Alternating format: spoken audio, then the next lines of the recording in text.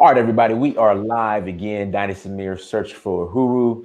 And today's topic, this evening's topic, is in my honest opinion, Kamala Harris's solution to redlining is more redlining.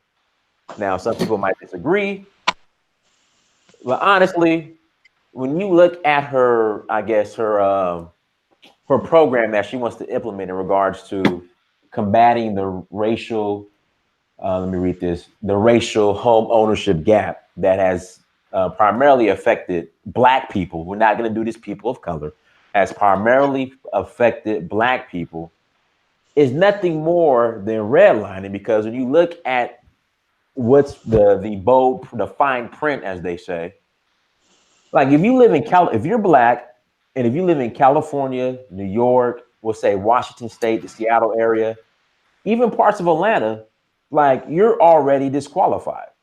Correct. So it just doesn't add up what she's trying to, what she's bringing to the table. And to be honest, I really think in corporate America, what Kamala Harris is doing, we call it check the box. So I'll give you a prime example of what I mean by check the box. I'm gonna give you an example. So 2 years ago, about a year and a half ago, my company, the company that I work for, acquired another company. With that, they acquired one of the companies, one of the former companies that they acquired. They acquired one of their locations. So, with that being said, they decided to shift volume to that location, in which they pretty much cut my territory in half. So, after that happened, I was mentally and physically checked out. So when you're mentally and physically checked out of a job, you don't perform. When you don't perform at the company I work for, and I did sales, they put me on what is called a PIP, or it's like a partner improvement plan or a performance improvement plan, something to that effect. So with that, I had tasks, a checklist of tasks that I had to complete every day.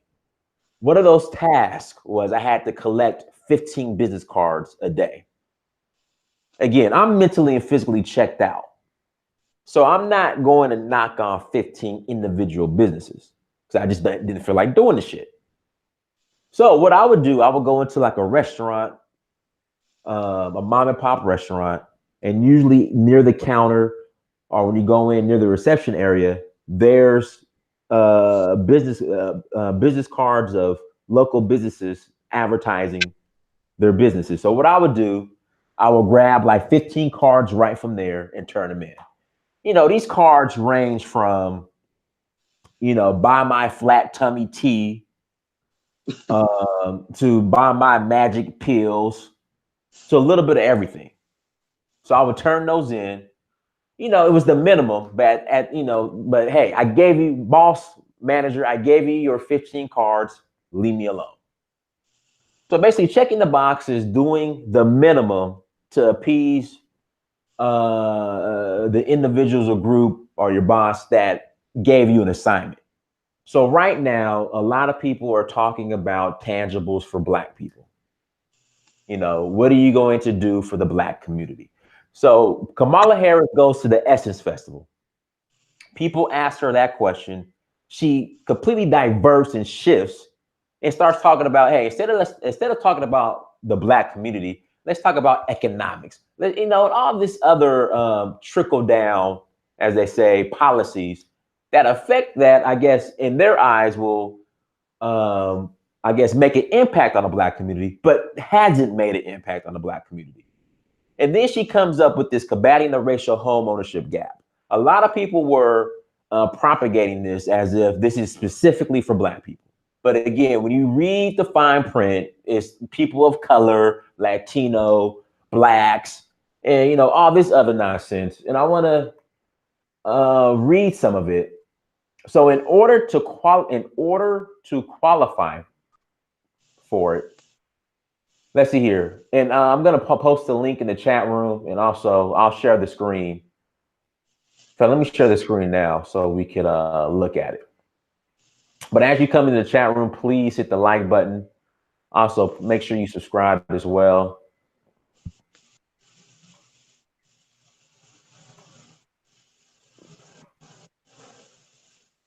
I want to go ahead and share this. So this is it right here.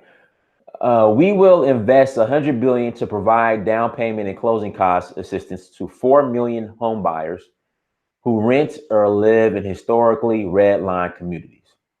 Now, there's a catch to it once you read the fine print. Our plan will create $100 billion US Housing and Urban Development Administrator grant to provide up to $25,000 in down payment assistance and closing costs, according to research from the Urban Institute in early 2018. First-time home buyers bought houses worth $245,000, $320,000 with an average down payment of $22,561 and an interest rate of 4.43%. Real quick, Fabian, if you want to tackle this. Sure. Now, if you go FHA, you know, if you're a first-time home buyer, yes, the down payment would be less. That's correct. If you typically the FHA requirements are 3.5% down. Now, the issue that I have with this, I mean, the max home price to qualify for is $300K, right? Right. Now in California, in fact, let me do this. Let me go ahead and read the rest, and then we'll go ahead and unpackage this. So okay. First of all, this is Donis. Go ahead. Hey, Donis, Lucas, I just want to point out the FHA, it's saying it allows basically homeowners to only put down up to 3.5% of the value of the home, and they have to have 580 plus in terms of their credit score, plus being qualified by the borrower. So you're basically comparing that a low down payment option of 3.5%. So let's say a $100,000 house, so $3,500. You're comparing that to what her plan is offering. Correct. Okay. Yeah, because I mean, I'm looking at these numbers. If you're a first-time home buyer, technically you don't have to put down that much. Well, I guess I just wanted to make sure that because you're telling, you're making sure the audience knows. I just want, for the FHA program. So we're looking at the FHA is offering 3.5 down, percent down, compared to, what Senator Harris is offering, which is she's offering to qualified individuals up to $25,000 in terms of money for putting down on the home or the closing costs. Right. Exactly. And then really, again, this program was pitched as if it was going to be specifically for Black people who historically have been the ones who have been dealing with redlining in America. But Latino communities are going to be included as well. So now, for the most part, you're going to have there's 55 million Black people. There's probably like 60 million Latinos here in America, probably more now. So in essence, you're going to have 120 million people competing for these funds now. And then when you look at it, when we'll get into it, if you're Black in California, Washington State, New York, Miami, parts of Arizona, Oregon, Portland area, you're not going to qualify for this. And we'll go ahead and get more into it. Here we go. In order to qualify for the program, the grantee must be purchasing a principal residence. Okay, that's similar to FHA. The grantee must have lived for at least the preceding 10 years in a historically redlined community that remains low to moderate income. Now that's a problem. That's a problem. Go ahead. Yeah, that's a problem because you have to look at who is going to be motivated or what events occur in a person's life to motivate them to actually purchase a home. Now, typically, based on my observation, going to college, recent college graduates who, get their, first professional job right out of college, will more than likely be motivated to purchase a home. Or if you went to a trade school and, in the trade school, you learned real estate, you may be motivated to purchase a home. Or if you learned electrical, plumbing, carpentry, or HVAC, you would be motivated to possibly purchase a home. Now, most people that go to college leave, if they don't leave the state where they were raised altogether, they leave the area to go to a college. So if you're away from home and say your home is the distressed area that has been redlined, and you leave to go to a university, like you and me, Dynas, you went to University of Georgia, but you're from California. I went to Clark Atlanta University. I'm also from California. So we spend, 4 to 6 years in school, and then we get out and decide that we want to take advantage of this program. We're not able to because we haven't lived in a distressed area for 10 years. That's a big problem. That's a big problem. Well, also, I think what a problem is too is if you notice, a lot of these red line and distressed areas are now being gentrified, and the rents are going up. So a lot of people have already been displaced out of these areas. So it's going to be hard pressed to find somebody who is still living in a red line gentrified area where the rents went up, for more than 10 years. And then in certain places like LA or certain places in New York where you have rent control, and we're going to get into this here in a second, the price to buy a home is so expensive you can't even afford one. That's correct. And the other thing is this term that's used, historically redlined, that term needs to be qualified, needs to be quantified. Are we talking about historically redlined from the 1960s? Historically redlined from the 80s? That term in and of itself is very ambiguous, and it needs more clarification so we can understand what's available and what's not available. There's a lot of problems here. In addition to that, like you said, the max home price that you can buy is $300,000.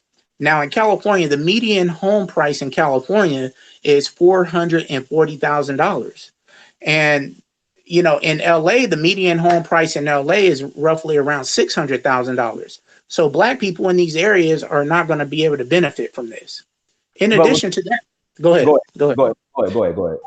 I was going to say, in addition to that, the limits on the individuals or families, the financial income limits are very low as well. Individual can't make more than $50,000 or $75,000 in a high cost area. So for the most part, you better not have any bills, no college debt, no credit card bills, no car note. I mean, you better not have any kids. Like even then, you're not going to be able to afford it because you have to look at a person. So here it says for a family can only make $100,000 a year. So to $125,000 a year in high cost areas. Now that $100,000 a year really isn't nothing, to be honest with you. After taxes is nothing.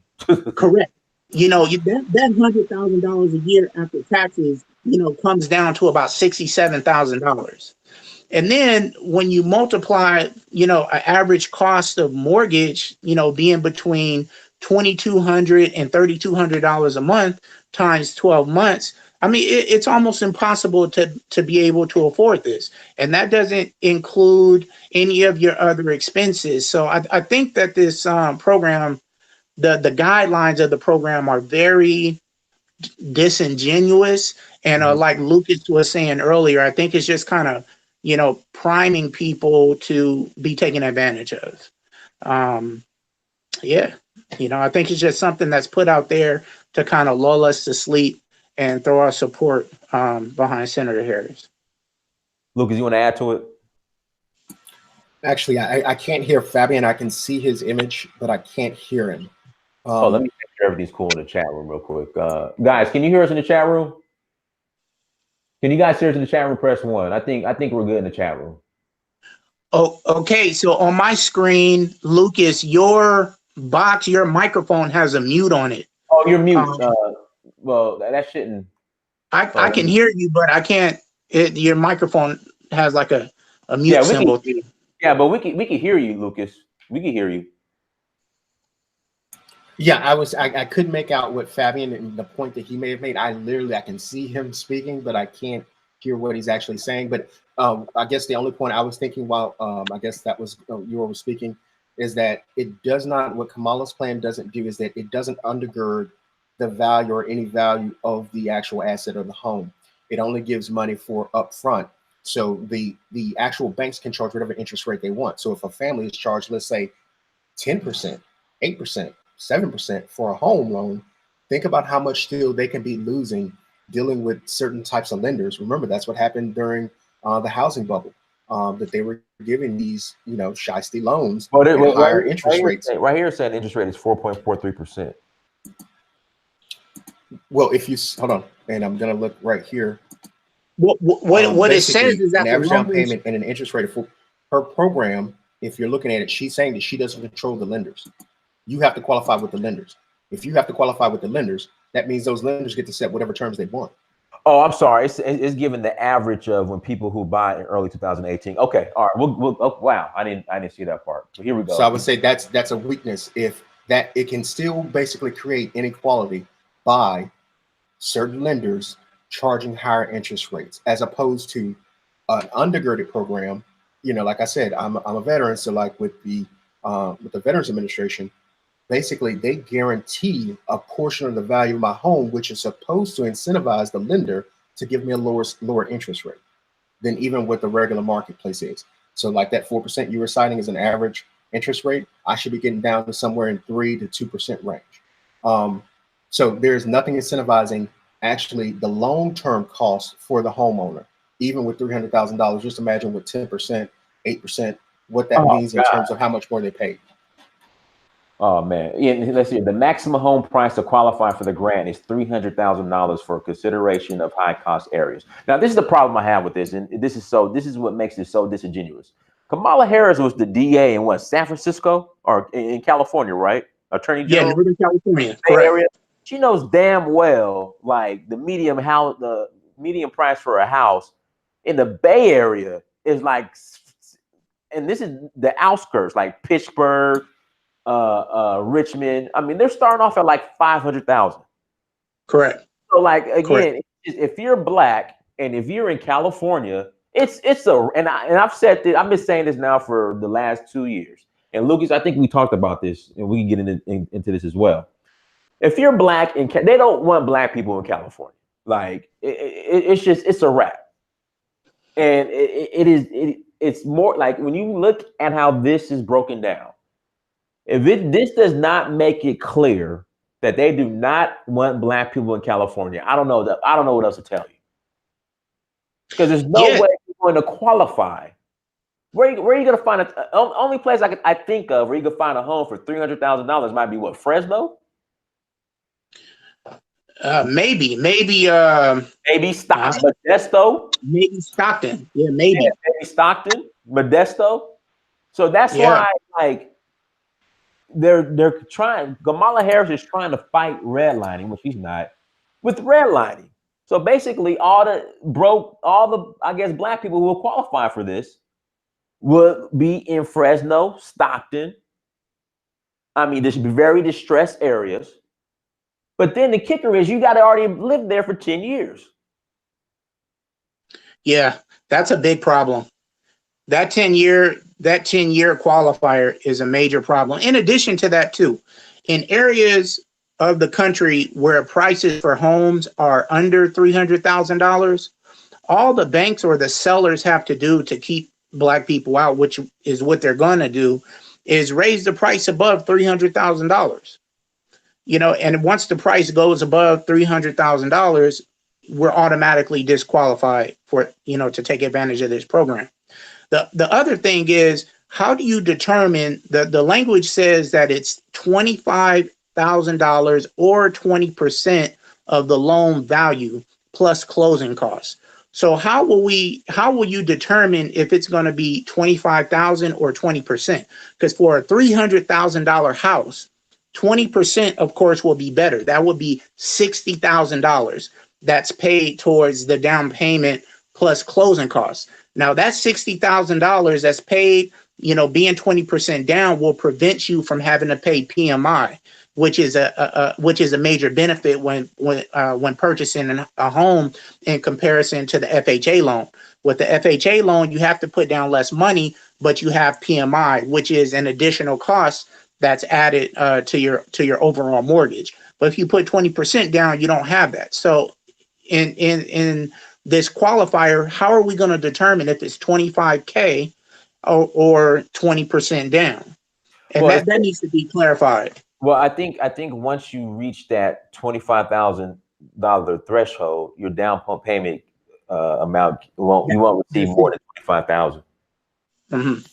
Yeah, that needs to be clear, because that's not what it says. So it needs to be clarified. So if it's 25K or 20%, whichever is lower, then okay, we understand. So I mean, But it doesn't say that. I'm thinking so it's up to 25,000 or 20%. So basically, if once you reach about I guess if you find a house for like $140,000 or like 100 a 20% down payment on that will be like what, $28,000, or I'm just saying. So once you reach like that 130, but where can you find a house for $125,000? I mean, I know they're out there, but I mean, you have to go to like the backwoods of Arkansas to find that. Yeah, you'll have to go to like maybe certain place. There's certain, you can find those prices in certain states. You can find prices like that in Oklahoma.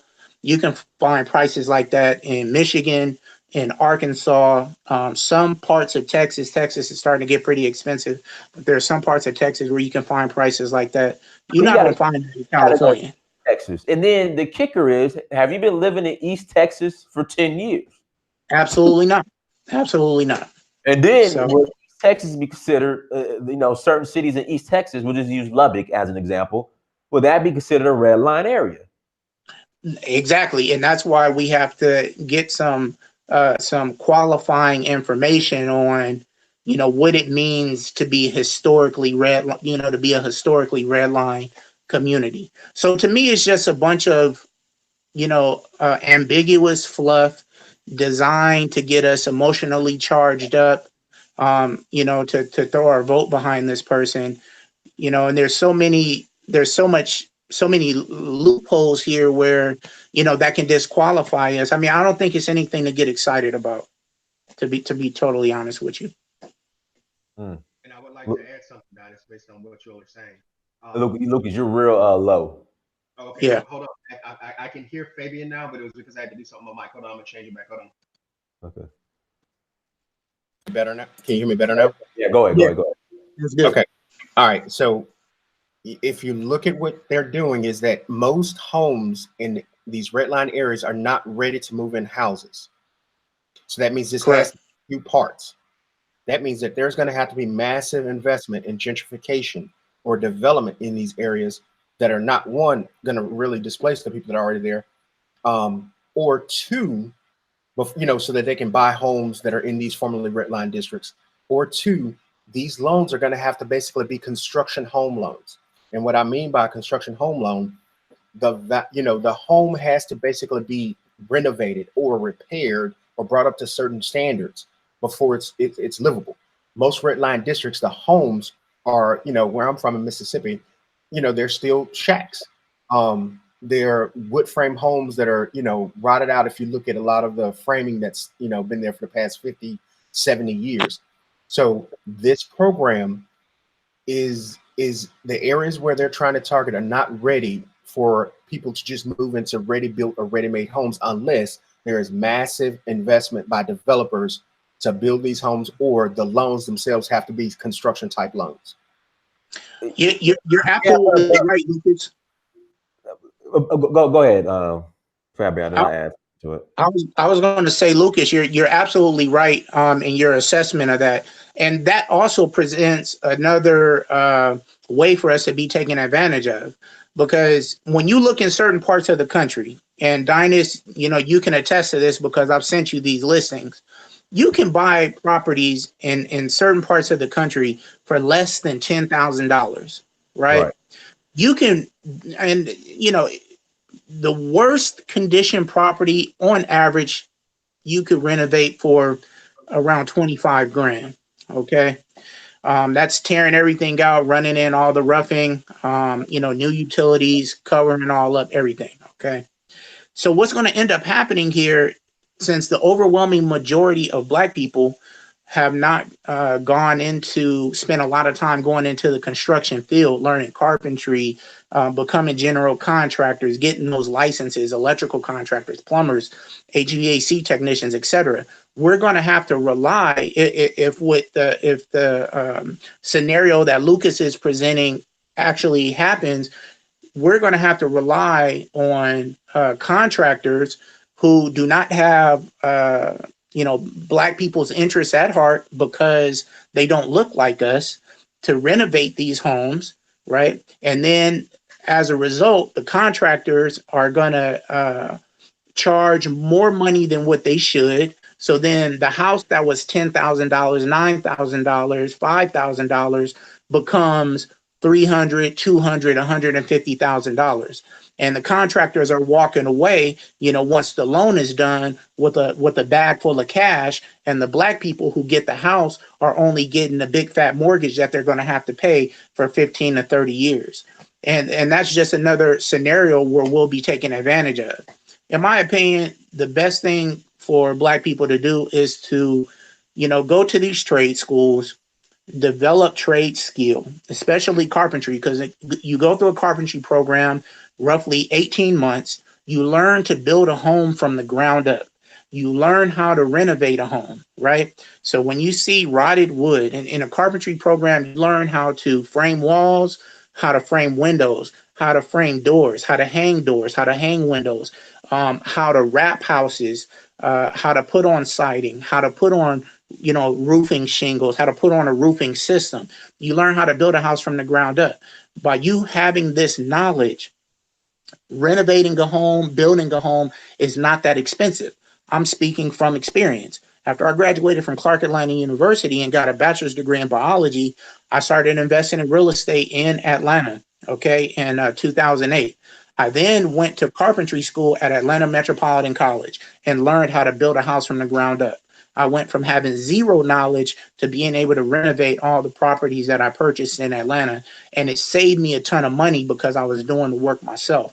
This, in my opinion, is a solution for Black people, not going to look to see how we can get a loan or how we can pay another contractor, more money than we should to get into a house that costs $5,000 to $10,000. We need to get away from loans. If we collectively as a group paid cash for our properties, then there wouldn't be any opportunity to redline because we're not going to the banks for money. Now, some people will say, just from me saying that alone, some people will say it's impossible. We can't do it. You got to get a loan. You can't pay cash for a house. But Dynas, as I showed you, I just bought a house 3 weeks ago in Toledo, Ohio, 3,200 square feet, 4 bedrooms, 2 stories, 7,000 square foot lot for $9,500. Right? Everybody gets that kind of money.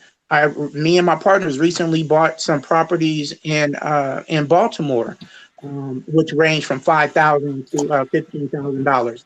So the solution to me for Black people is to become skilled in trade and pay cash for their properties, so we can stop letting the financial system, who was never designed for us, punk us financially. I would add to that, and I'm glad you added that point, because what you're really talking about is the secondary effects of that money. Yes, sir. When a massive government program like that injects money, when those developers get that money, you think about the workers that are making that money. You think about the banks that are building off that interest. And basically, is any of that money basically flowing to the actual people in that community? And in the case of most construction companies, African Americans are not in those trades. So a different approach could be, you could combine, and this is have long-term effects on many of these communities. You can literally take, let's say, 5,000 men out of that community that want those kind of jobs, that would like train them up. You can have programs that are joint like that. Many of these cities, and they have city planners that can help take a real approach to developing these areas for the people that live in those communities, or people that would like to be in those communities, that have been affected by redlining. And they can develop multiple add-ons to such a program where they can actually develop this in incremental approaches, just like they do in all other areas where they develop them. Look in most white suburban areas, and you look in many of the areas that have developed for wealthier people in America, the approach to the development is very systematic. It has phases for, business owners. It has phases for certain types of residents, certain income levels, some for families, some for apartments for upper end individuals. You can do the same kind of approach, what Fabian is saying, but you can integrate other programs that definitely benefit African Americans at the second and third level of effect so that they gain a benefit. And I would also like to add on that there's the back end too. We're talking about insurance. Remember, we know we need homeowners insurance, you need flood, disaster insurance, flood insurance, because of where most redline areas are. They've never been in the favorable parts of the cities. They've been in the lower lying east sides of the cities. How is it going to impact those kind of loans? If you're placing more African Americans back in these areas, what is it going to do to impact their ability to get flood insurance, disaster insurance, even the infrastructure? If you look at a lot of areas, we've never reinvested in these areas. Remember, after white flight, we have disinvested in these parts of the cities altogether. Are there going to be additional programs that are going to update that infrastructure? If you're going to come in and you're going to try to build more sturdier, more stable housing products, like Fabian was saying, if we can buy lots, for example, $5,000 lots from a lot of these home property values, and we develop actual people that can work in these areas, local areas, and then we have all the local construction companies, the lumber yards, and make special deals with them, you can feasibly help get more African Americans into homes that could be under $100,000 to $150,000. That's correct. When you renovate and rebuild and build strong building standards, especially in the South, you got to be looking out for more storms now. In the Midwest, I guess more flooding, you got to watch out for a lot of those areas. But basically, there has to be a multi-pronged approach that looks at this as a complete development, not only for the communities in the short term of just building houses, but also the biggest problem. There's never been an economy for the African Americans in these areas, and we need the same kind of planning mindset for the way we developed all the other American cities and suburbs. We have to now apply that approach to where African Americans are living. That's 100% correct. Yeah, that's 100% correct. Donis, what you think about this? No, I mean, I agree, guys. Let's hit this like button. We have 164 people watching, only 88 likes. Please hit that like button. Yeah, it's just, again, it's black people are just sold on vague and abstract. And I think that's the problem. So again, at the Essence Festival, I'm pretty sure when Kamala got on stage and all her sorority sisters were woo woo, or you skinny, and all the smoke in the mirrors, and she went through her plan. They probably applaud this bullshit.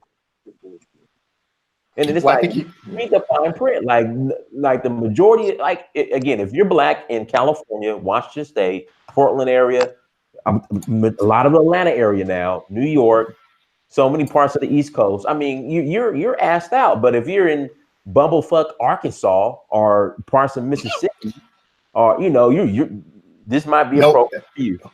No slander to the state of Mississippi. It is beautiful. I'm sorry, but I'm just you're right. I'm sorry. But no, Donis, if you actually look, Compton, I was just looking at the home value. So Compton right now, his average home price is about $408,000. For Brooklyn, New York, $787,000 this is single family homes. That's the average value. Now, Cleveland, for example, in the Midwest, $54,000. Detroit right now, $162,000 is the average value home. Atlanta, $259,000. New Orleans, Louisiana, $177,000. So again, what it looks to me is that if you look at such a program and what she is signaling to in developers, spur on more gentrification or purchasing by developers of these red line districts. Correct. That's what it says to me. And then what that's going to do is that it's going to, they won't profit. You got to understand, if you're bringing in developers, that means they want high profits. Developers have long since taken advantage of government programs, and it has never been to the interest or for the sake of doing good for the people. They will charge very high interest. The banks with them will charge even higher interest rates to all get their money. And guess what? If they've developed these areas and these people, remember we talked about earlier about the interest rates, the banks can charge you almost any interest rate. Let's say you get in these homes and then these people, because the average, according to blackdemographics.com, the average, it's national, I couldn't break it down by region, but the average income for a median African-American household is $40,000. $40,000. Now just imagine, they can't make a payment for, let's say, 1 or 2 months, or they're missing payments. If that's the case and they get pushed out, who do you think is going to be the next group that wants to move into those areas? Or if they're not all, remember, this isn't just blacks only that qualify for what Senator Harris is doing, even though she's promoting it as a black program. But let's just say some of these people then on the back end, there's nothing protecting them on the back end. Guess what starts happening? You start getting areas that you develop for African Americans, they start getting pushed out due to economic, forces reshape their areas where they can't get jobs and they can't own the homes anymore. Basically, these assets are going to be reutilized, and they're going to focus on higher value or higher target or income individuals to replace the ones that they pushed out, if they don't do already. And as well, if you look at a lot of these houses right now in black areas, they don't own the properties. African Americans, all the property, you think we don't even own the property already. So you're looking at tons of individuals who've individually purchased land. If they've been holding on to this property, like let's say Detroit, for a good example, people think that African Americans created that blight in that city. They didn't. The homeowners did. And African Americans never owned the majority of the land.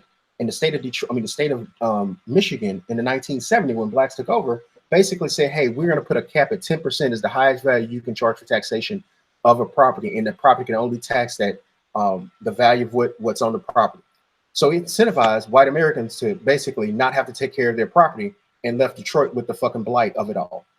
And they can never do anything with it.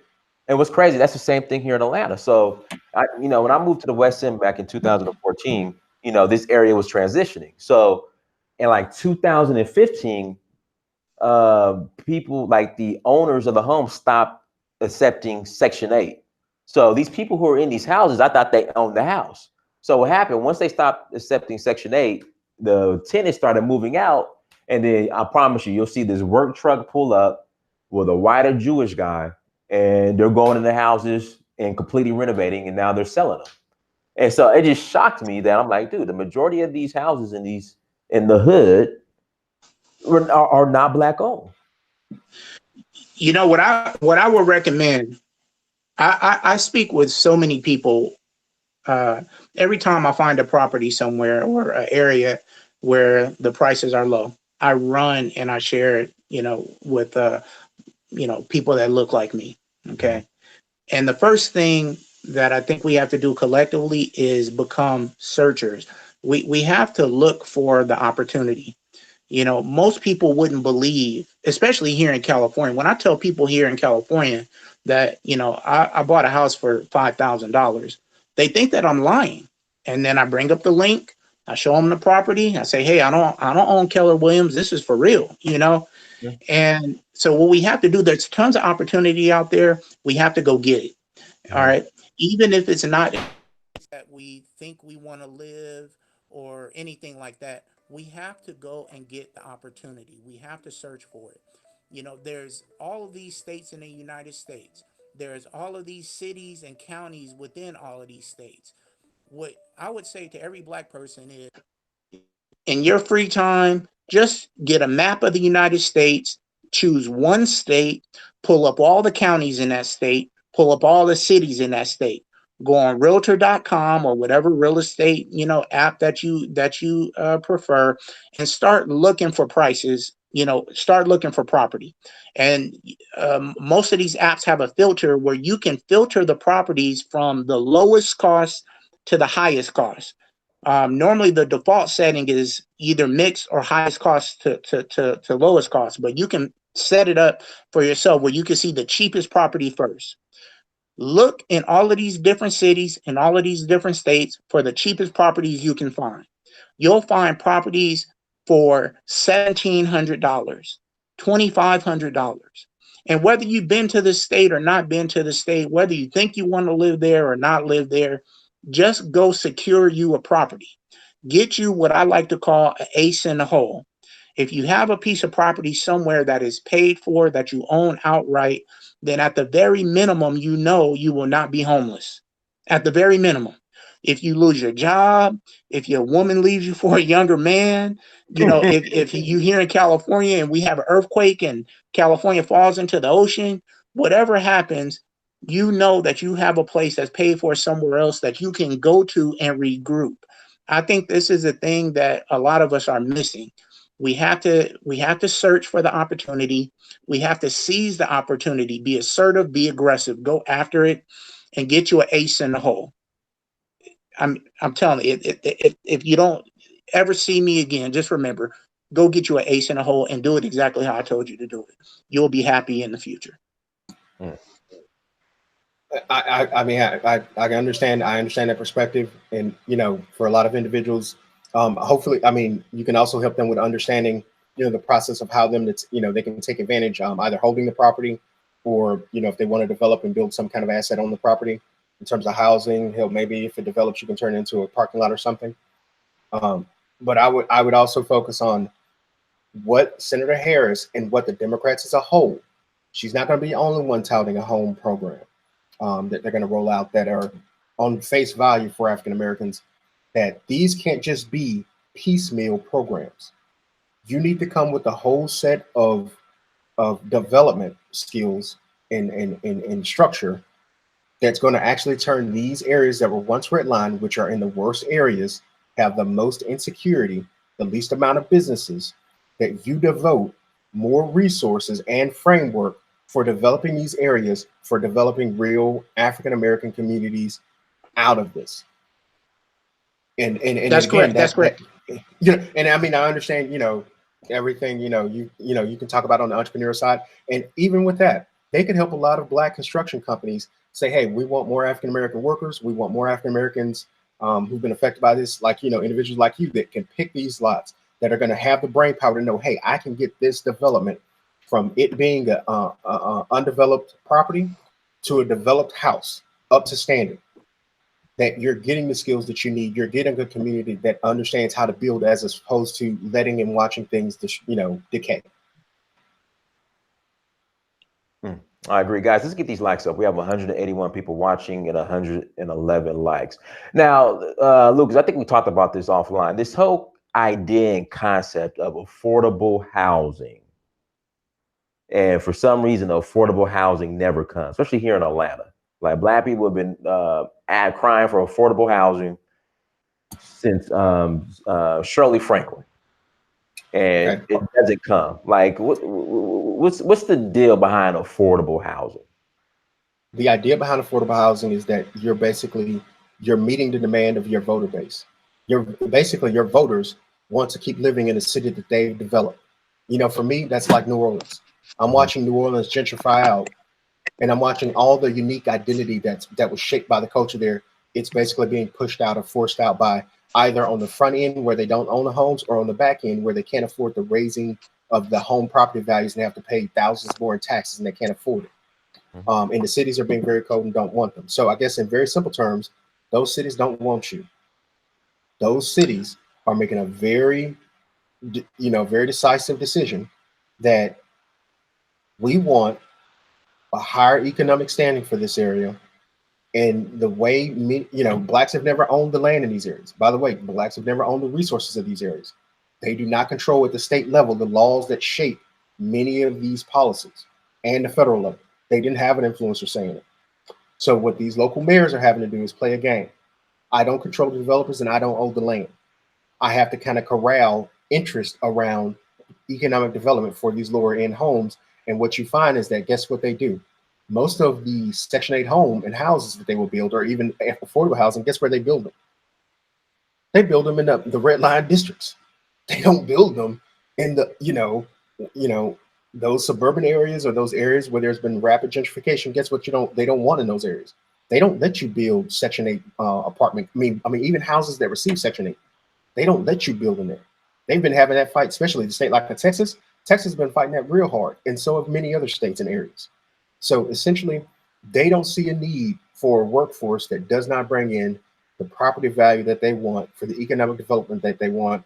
And African American politicians who understand this don't have any creative means or methods for fighting against the developer class and the state level politicians and the federal level laws that are forcing economic development in these areas. And they just play along with it, and they keep up the facade. African Americans essentially being targeted. Their areas have been targeted because guess what? It's a come up for everybody else. For us, they were communities. They were, even though they were downtrodden, basically they were beautiful communities if you had family around you. But to other communities who it's a come up. It's the easiest come up in the country. Go take up over those black areas. Hell, we can economic develop that. Especially, I mean, San Francisco. Remember, the east side of San Francisco was a black area of the city. They pushed those Negroes out, and that was at the same time Kamala was sitting there. She was looking at families, kids who had basically been skipping school. Well, guess what kind of school those kids were going to? That's there now, gentrified areas. All right. Yeah, So, Oakland too. You know, yeah. Oakland too. You're absolutely correct. Hey, I can't hear you guys that well. The volume is low. Can you hear me pretty well, Yeah, Dinas? I hear you fine. Yeah, I hear you Okay. very good. Is it me that you can't hear very well? Yeah, I can't hear you or Dinas very Really? well. Yeah, we hear you fine. You're good. Okay. All right. Okay. Yeah. So let me ask you, Lucas, we were talking about this offline. As far as black people in mass relocating to the South, is that something that's feasible? You're asking. Go ahead, Lucas. You want to take this one? Oh, okay, I guess I'm just going to add to what we were talking about is that I proposed the idea, and it is not a new idea, that Africa. Okay, can you hear me? Can you hear me good? Yeah, Or you're good. You're good. You're no, good. now Fabian's not hearing us good. Yeah, I can't hear you, but it's okay. Go ahead. I'm all right. Hold on, Fabian. Go ahead with the content. Hold on, Fabian. I'm going to try my mic right quick again. Hold on. I want you to be able to hear me, brother. I want you to be able to hear me. I hear you guys. Everybody in the chat room, we all hear you fine. Guys, hit the like button. We have 191 people watching, 121 likes. Please hit that like button. Can you hear me better now, Fabian? No, I definitely can't hear you now. Okay, hold on. Can you hear me better now, Fabian? No, but it's okay. I can come a little closer. We'll be all right. Yeah, I think it's on Fabian's end because everybody else can hear you. The idea was that if African Americans, since they're being pushed out through gentrification in the West Coast and cities, South Central Los Angeles, Oakland, Sacramento, they're being gentrified out of the New York area where there are millions of African Americans, that for many of these individuals, they could find, if they find their way to lower cost of living in areas like in the South, that if an aggregate concentrated group of them were able to come into a state like Georgia, you began to influence the state level elections. African Americans in South Carolina, Georgia, and Mississippi already constitute 30+% of the population.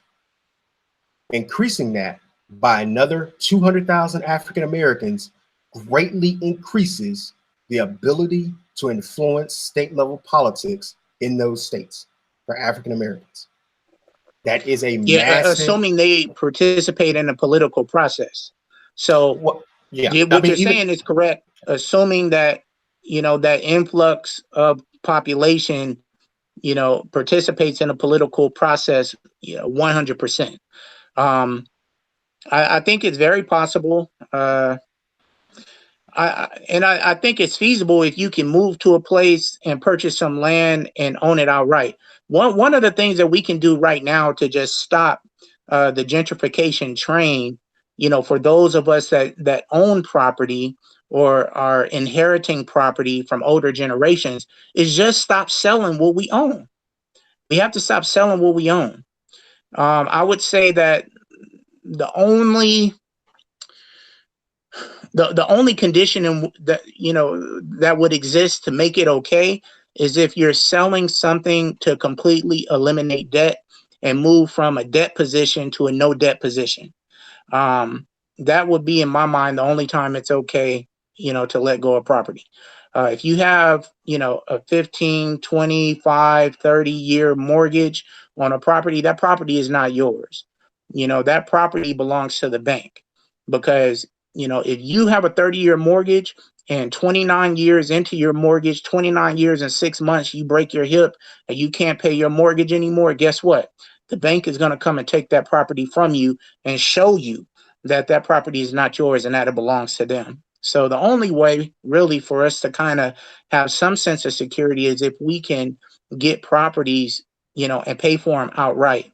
And there are a lot of properties, I'm telling you, in this United States that you can go to and pay very little for and own them outright. You still have to pay property taxes, which in my opinion, if you wanted to do anything to help Black people, it would be to, eliminate federal and state income tax and eliminate property tax on any property that's owned by by Black people or African American person for at least 20 to 30 years. But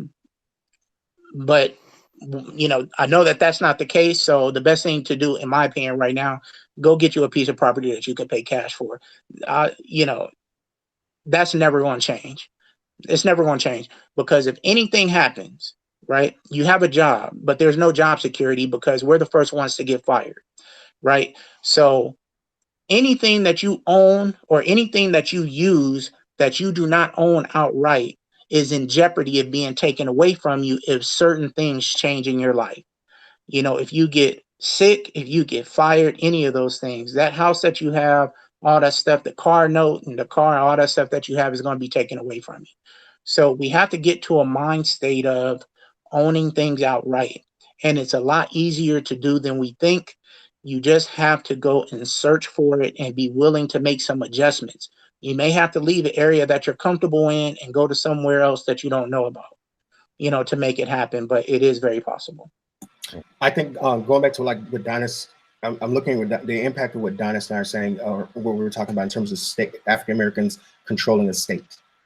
It allows them to control banks and it allows control the laws regarding real estate. So the example that I gave Donis was in California. Wells Fargo was pressured by the basically Hispanic, mainly Mexican American politicians to come up with a development plan to help guarantee loans for his growing Hispanic community in California. Well, they made $125 billion pledge, which bumped up to $215 billion. Well, guess where half of the Mexican American population lives? In the state of California. Correct. By them controlling the state, guess what they get to force Wells Fargo to do? They can keep holding hearings. Go ahead. Lucas, if I can integrate real quick, we're assuming that the mindset, I mean, you got to understand, Black people, and here we go, I'll give you an example. Yes, I'm assuming. Yes, I am. In Atlanta, my mayor's name is Keisha. My mayor's name is Keisha. That's all they wanted. No tangibles, no nothing. My mayor's name is Keisha. My presidential nominee is AKA. That's all that's the end game. I'm just saying. So we have to assume that the Black people who end up relocating to Georgia have the mindset to do what the Hispanics are doing. Because right now, you got to understand, Black people, when Obama was in office, and you literally would ask, what is Obama doing for Black people? These Negroes will look you in the eye and say, he don't have to do nothing. And how dare you question Obama? How dare you even ask for Obama to do something for Black folks? What is literally, they will argue with you, cuss you out just for asking what is Obama doing for Black people. So you have to assume that these Black people who are going to shift to Georgia. Okay, Donis. I think, I'm taking all that into consideration. I'm taking into consideration that we have a very apathetic, or we have a large segment of the African American population that are not leaders in that thought process. Right. They're not.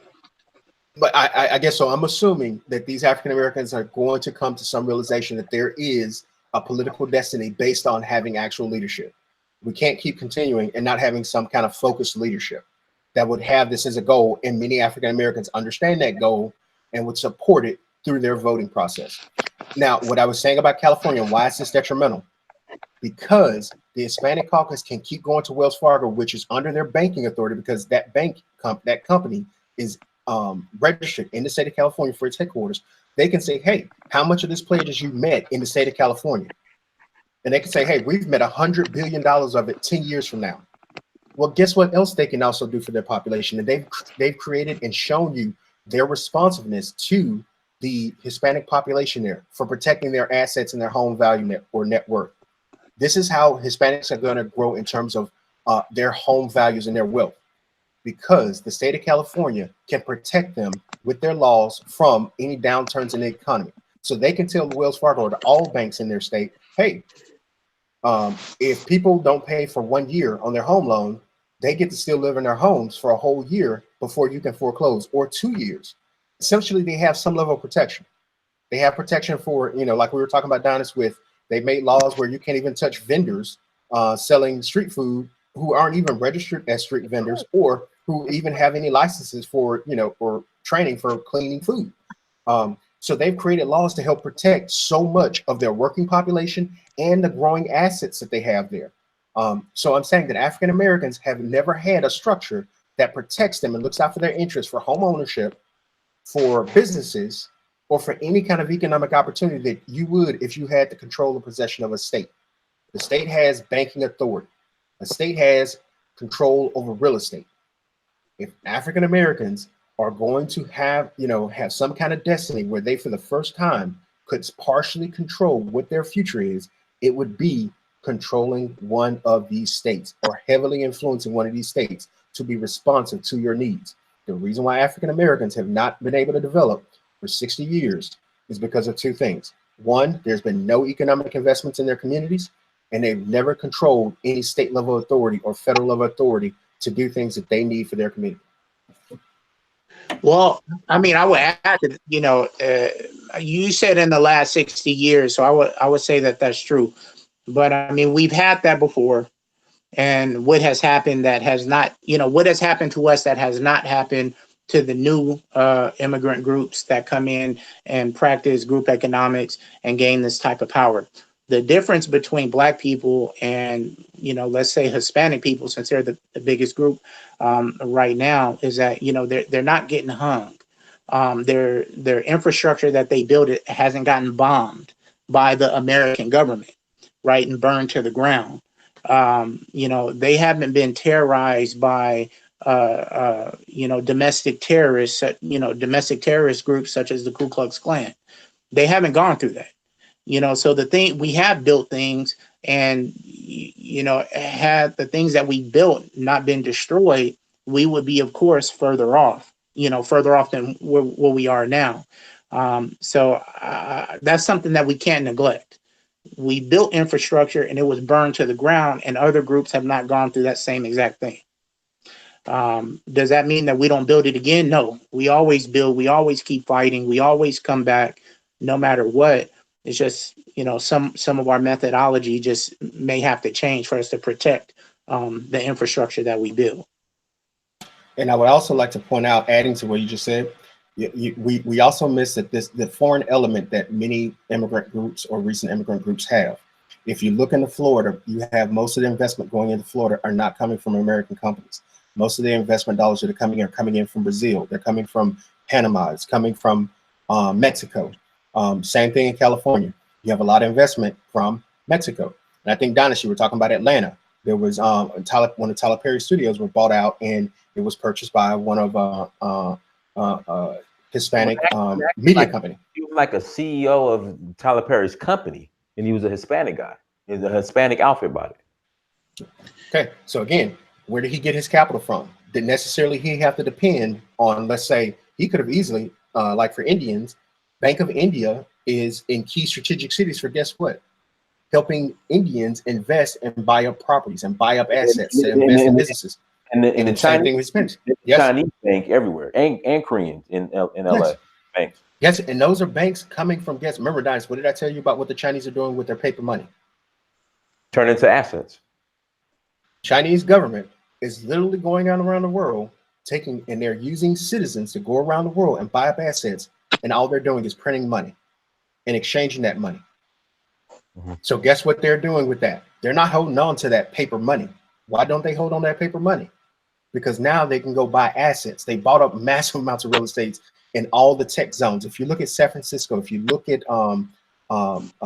in Seattle area, why did they focus on buying so much asset in those areas and being close proximity to where all the technology is?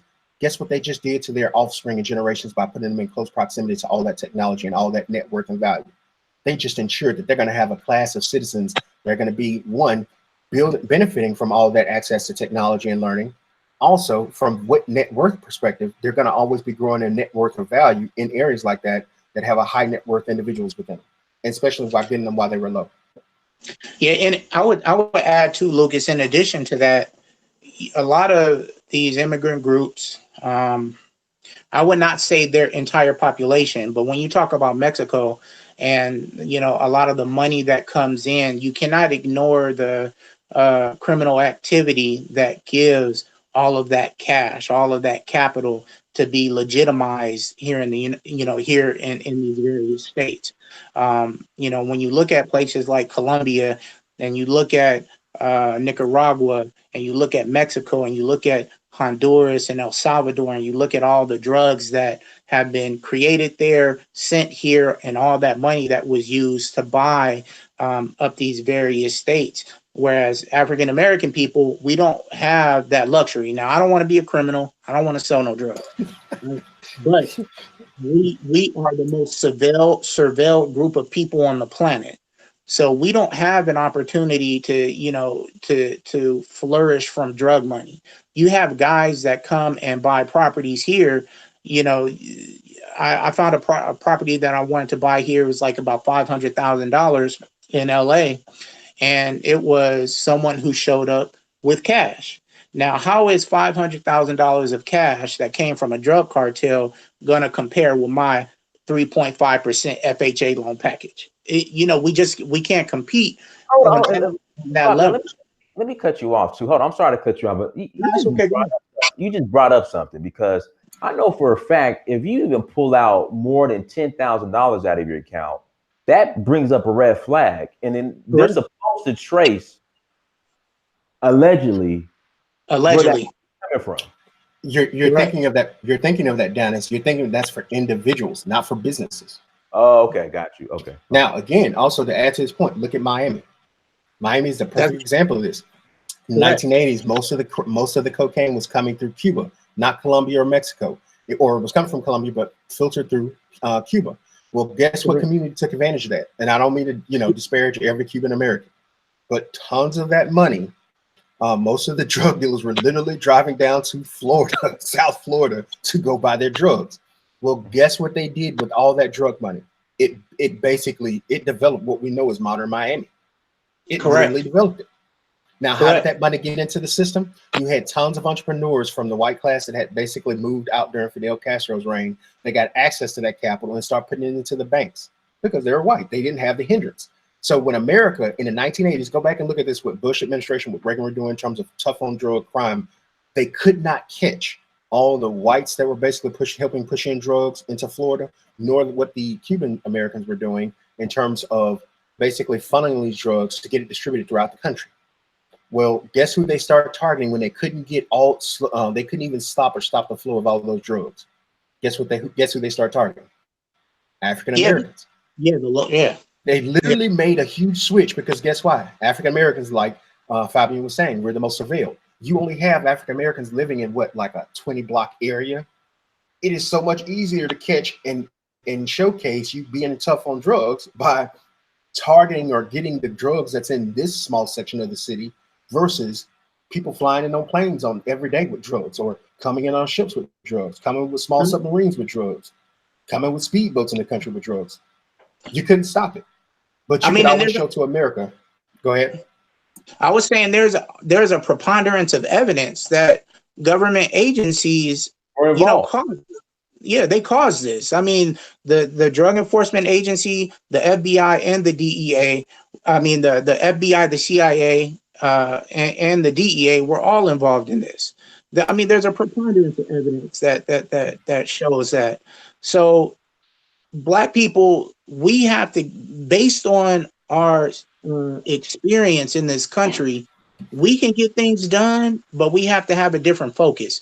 We can't get things done like everybody else because all these other groups are not subjected to the same conditions that we are. We don't use that as an excuse not to perform, but we do need to be aware of it and set up a plan for us to be successful given the stresses that we're under. For me, at least, the beginning of that is eliminating any debts, because for Black people, in my opinion, a debt is an instrument that prevents you from investing. That's all a debt is. It's an instrument that prevents you from investing. So, if you're paying for a mortgage and you're paying for a car loan and you're paying for, the interest on credit cards, then all that money that you're paying, you cannot use to go buy land, to go buy property, to go, do other things. So we know what it is that we want. We know that we want a nice house. We know that we, want a nice car. We want nice clothes. We want the finer things in life. But we have to not allow other people to decide the terms on how we're going to have the things that we want. We have to decide those terms for ourselves and then set up a plan to get those things based on our terms and not someone else's terms. Because if someone else is making the terms, they're making them to their benefit and not ours. If we make the terms, we make them to our benefit. And that's where we start to address this problem, in my humble opinion. Real quick, how do you guys feel about the whole buy back the block? Like, what are your thoughts on that? I mean, I think it's a great idea. I think that that's what we should be doing everywhere. We need to buy back the block, but we also need to educate the generations under us that are coming up to never ever sell the block again once we buy it back, under no circumstances. Because part of this gentrification problem is, like I said earlier, is us selling. If we don't sell, then the area can't be gentrified at all. But when we sell, then what happens. I would have to add in. I mean, I'm full on board with everything that Fabian is saying. I'm going to add the another perspective. We have to look at this as the first time where we're trying to increase actual home ownership of African Americans. And what we're doing also, in addition to that, because when we first moved, I learned, like, when we first moved into a lot of areas in our grandparents' generation, grandparents back from the 1920s and 30s. When they were basically, they weren't being able to get loans for houses. And the best they could do is build high interest loans. They were receiving high interest loans to build shacks and to build, things that were not of any quality and that couldn't last. And so we also have to look at, we're having to build these communities for sustainability, that there's going to be an economy associated with these communities, that basically there's going to be planning to these communities. And we're going to try to fit in types of individuals around these communities that we can't just keep. We got to have a community set aside maybe for married couples, stable couples, stable and more stable individuals. And then we kind of grow from there, or we try to, focus on small condominiums, like adapt the housing for what we need for single individuals, instead of like a lot of the renting they're doing. They can buy, from the time they're coming out of high school, they can buy a small, container sized home, let's say for $50,000. And what they do is they're paying the same regular rent, but they're always getting equity in it. So when they get ready to move, guess what they've done this whole time? They built up equity, and they can use that money as what? Helping them pay a down payment for an actual house when they get ready to start a family. So a lot of the men aren't running away from or afraid of the responsibility of not being able to have the resources to help them start a family or a house. I think we gotta be able to look. We gotta get right what the government didn't help us do and what our families weren't able to do in previous generations, and that's to really turn these into real communities that are functional, that have economies associated with them. And I would say the first way to do that is by getting you the ace in the hole. Like I said, if you look in, let's say, Dayton, Ohio, Toledo, Ohio, Baltimore, Maryland, Gilmer, Texas. If you look in some of these places and you buy you a property for $2,000, right? And you own that property outright, you just leaped 30 years ahead of everybody else who's paying a 30-year mortgage. You leaped 30 years ahead of everybody else just by doing that one thing. Just think about it. I don't have all the answers, but just think about that right there. And again, I believe in everything that Fabian is saying, that for individuals that can want to go out and purchase parcels of property that right now is still affordable to buy lots, or even homes that are deteriorated. Definitely look at those as assets in the future, and you can study where the growth is going to be going. When I was telling you about your city planner and what your city planner can tell you, they can tell you where that growth is going because they're the ones planning it. There's, they're the ones that are helping, tell the city where they need to go for the development needs. And that's, you can at least get a property if you secure it. Hold on one second. Yeah. Crypto Black, I sent you the link, brother. Like, you got to check your email, Crypto. I sent you the link. All right, go ahead, Lucas. Yeah, so, for individuals, you can look at investment opportunities like that. And I would say in terms of what you're saying with buy back the block, I would actually argue for buy back the block. I would not buy the houses first. I would actually buy all those areas used to have small black commercial strips. I would rebuy back that area of the block, and I would start bringing in what are African Americans best for. We do music, we create culture.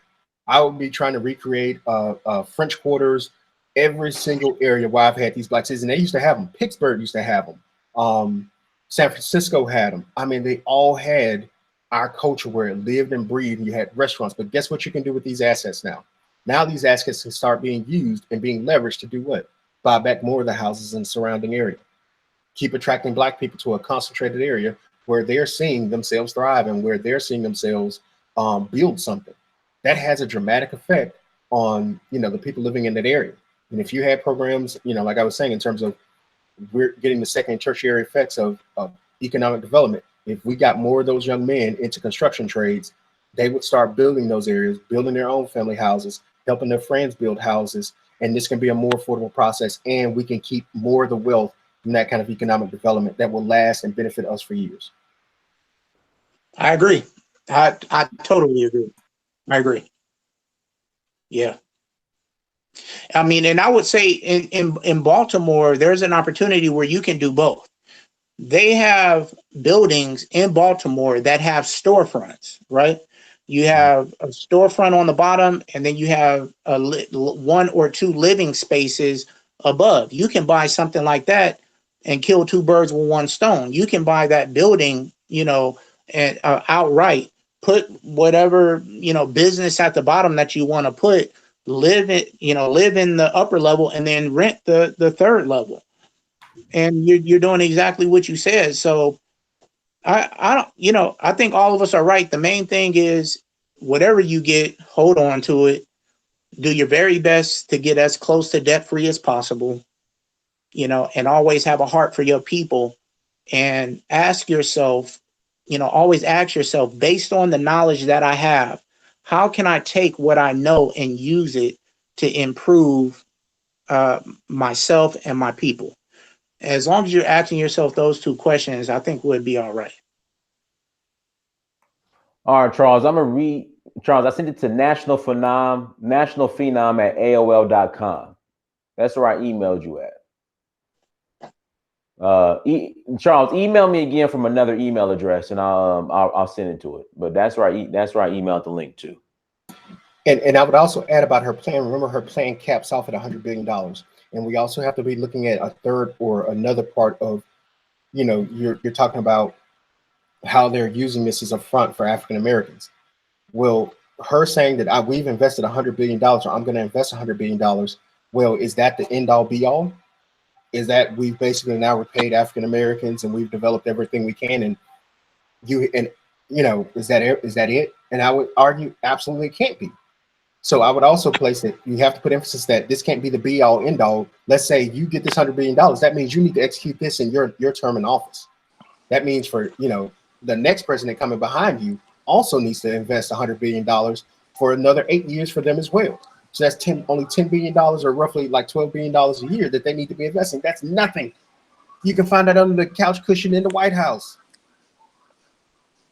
Go ahead. Go ahead, Charles. What's going on, brother? I want to say appreciate. You forgot what email you emailed me from?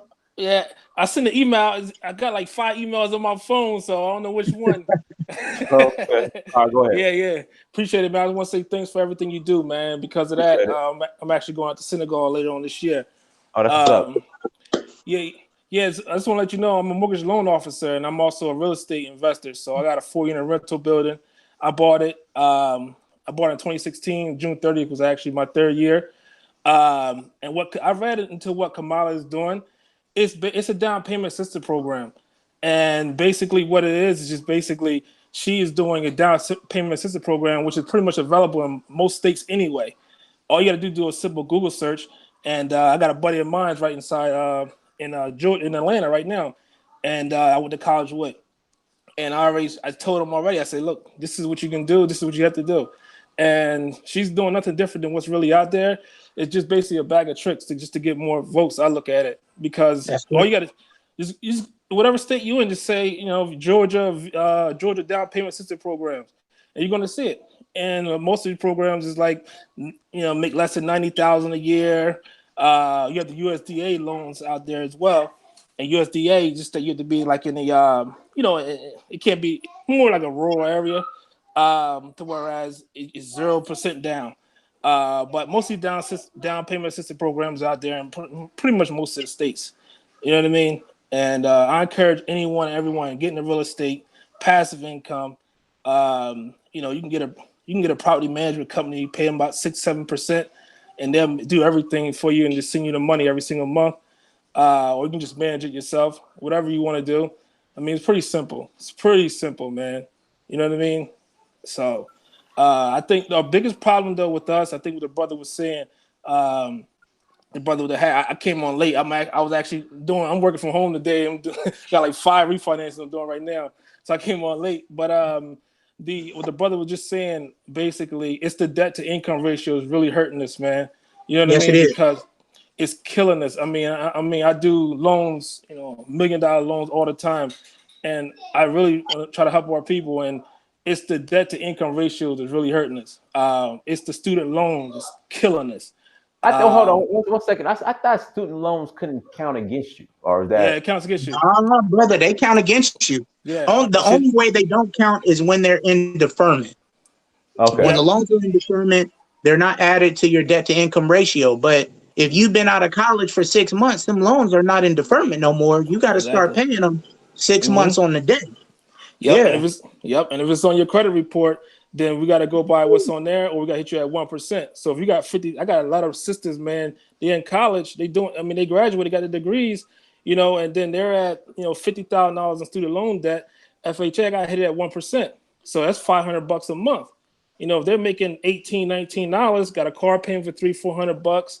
You know what I mean? They got different, a whole bunch of other things going on. I can't, I can't qualify them. If I qualify them, I got to qualify them for something like 150,000, 120,000. What can you get with that? You know what I mean? So, it's killing them, man. And the student loan, it's killing us, man. I would actually, I do want to agree with you, but I'm gonna take it a different turn. If you look at many of the asset classes, especially, I'm not even going to talk about commercial. Commercials are a entirely different animal where African Americans not even competing in that space because they don't have access to the levels of capital that allow them to compete in buying any downtown space. You have very handful of individuals that can actually do that.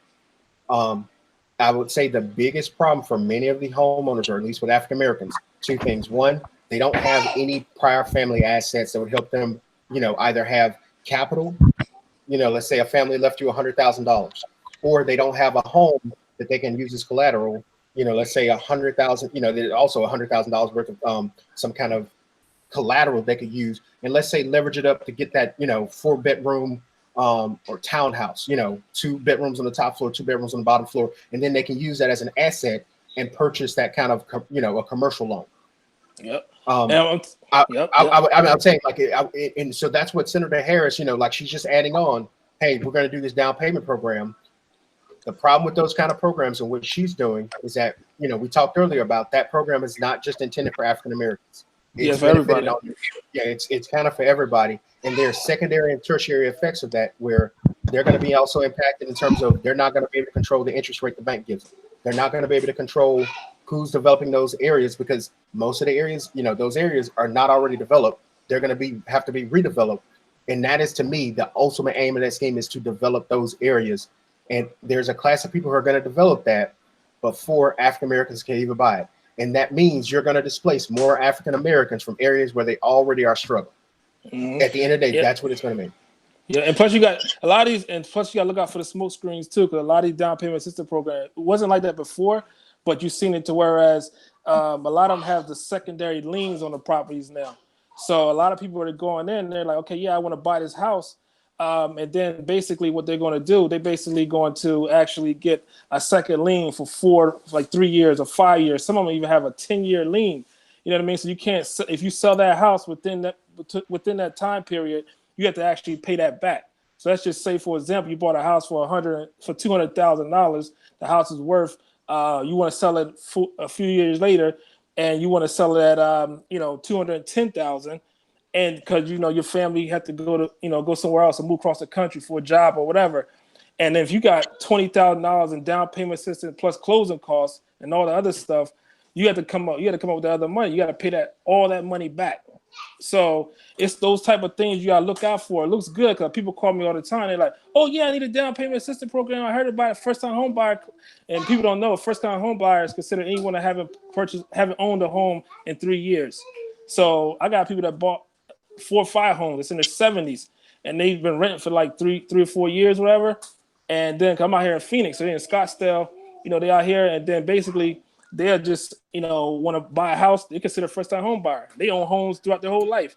So that's a different thing. But let me ask you this, brother. So why not just go FHA? It's different products because you got different programs right now. Like a conventional, they got them out where it's 3% down. Conventional? And I thought I do that all day long. Conventional, and so you can go 3% down a conventional and not pay PMI. You have to pay PMI. You still have to pay PMI. Yeah. Okay. You said okay. Yep. But the down payment is only 3%. Dynasty, the only way. Go ahead, Charles.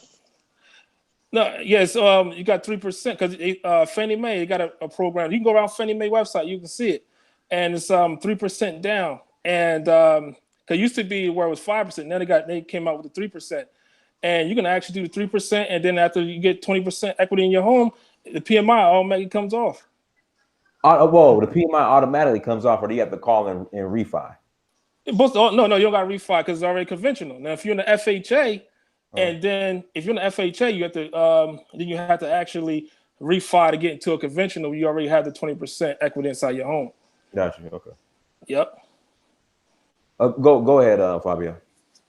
No, I was going to say exactly what Crypto just said. The only way in order to get rid of the PMI, 20% of the value of the property has to be paid off, whether it's in equity or upfront when you make the purchase. 20%. Once that 20% is paid off, then you don't pay PMI anymore. Yep.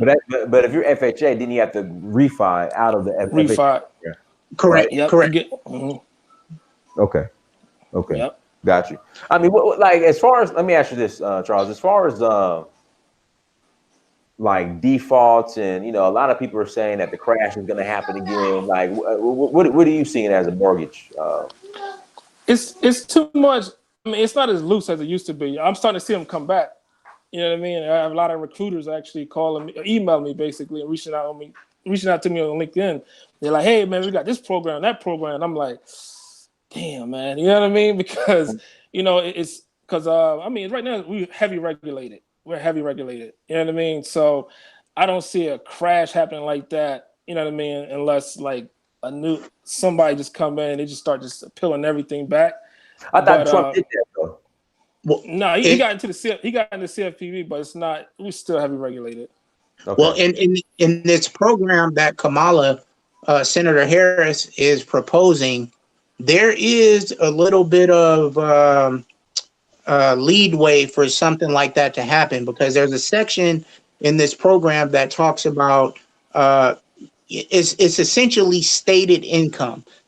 People who don't have a regular W-2 or 9-to-5 that are able to say or show that they make money in non-traditional ways. Yeah, they're back already. Yeah, you see, so she's saying that in her program. So basically, that leaves room for people to abuse it. It leaves room for people to say, "Oh, I make an extra.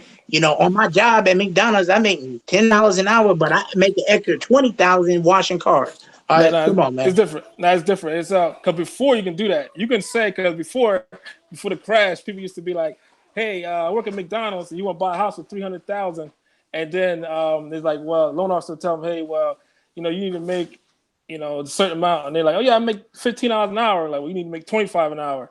And you want this house? Yeah. Well, you make 25 an hour. Boom. You didn't have to. It was like it's no stated. It's called ninja loans, like no stated, no income, no. You know what I mean? So, but now, like with the stated income, you have to show proof. So you have to show like your bank statement for the last 12 months. Like if you don't have a tax return, so you have to show proof. And that's why interest rates has been staying low. Is because of that. The interest rate is low because there's so many stipulations on actually getting a loan. But you got it's a lot of those programs coming back, a lot of those products, I say, coming back.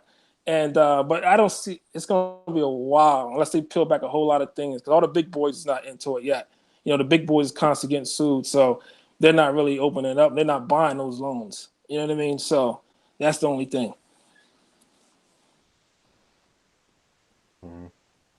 Yeah, guys, let's hit the like button as you come into the chat room. We have 160 likes, 189 people watching. Everyone who's super chatting, thank you for the super chat. So, I mean,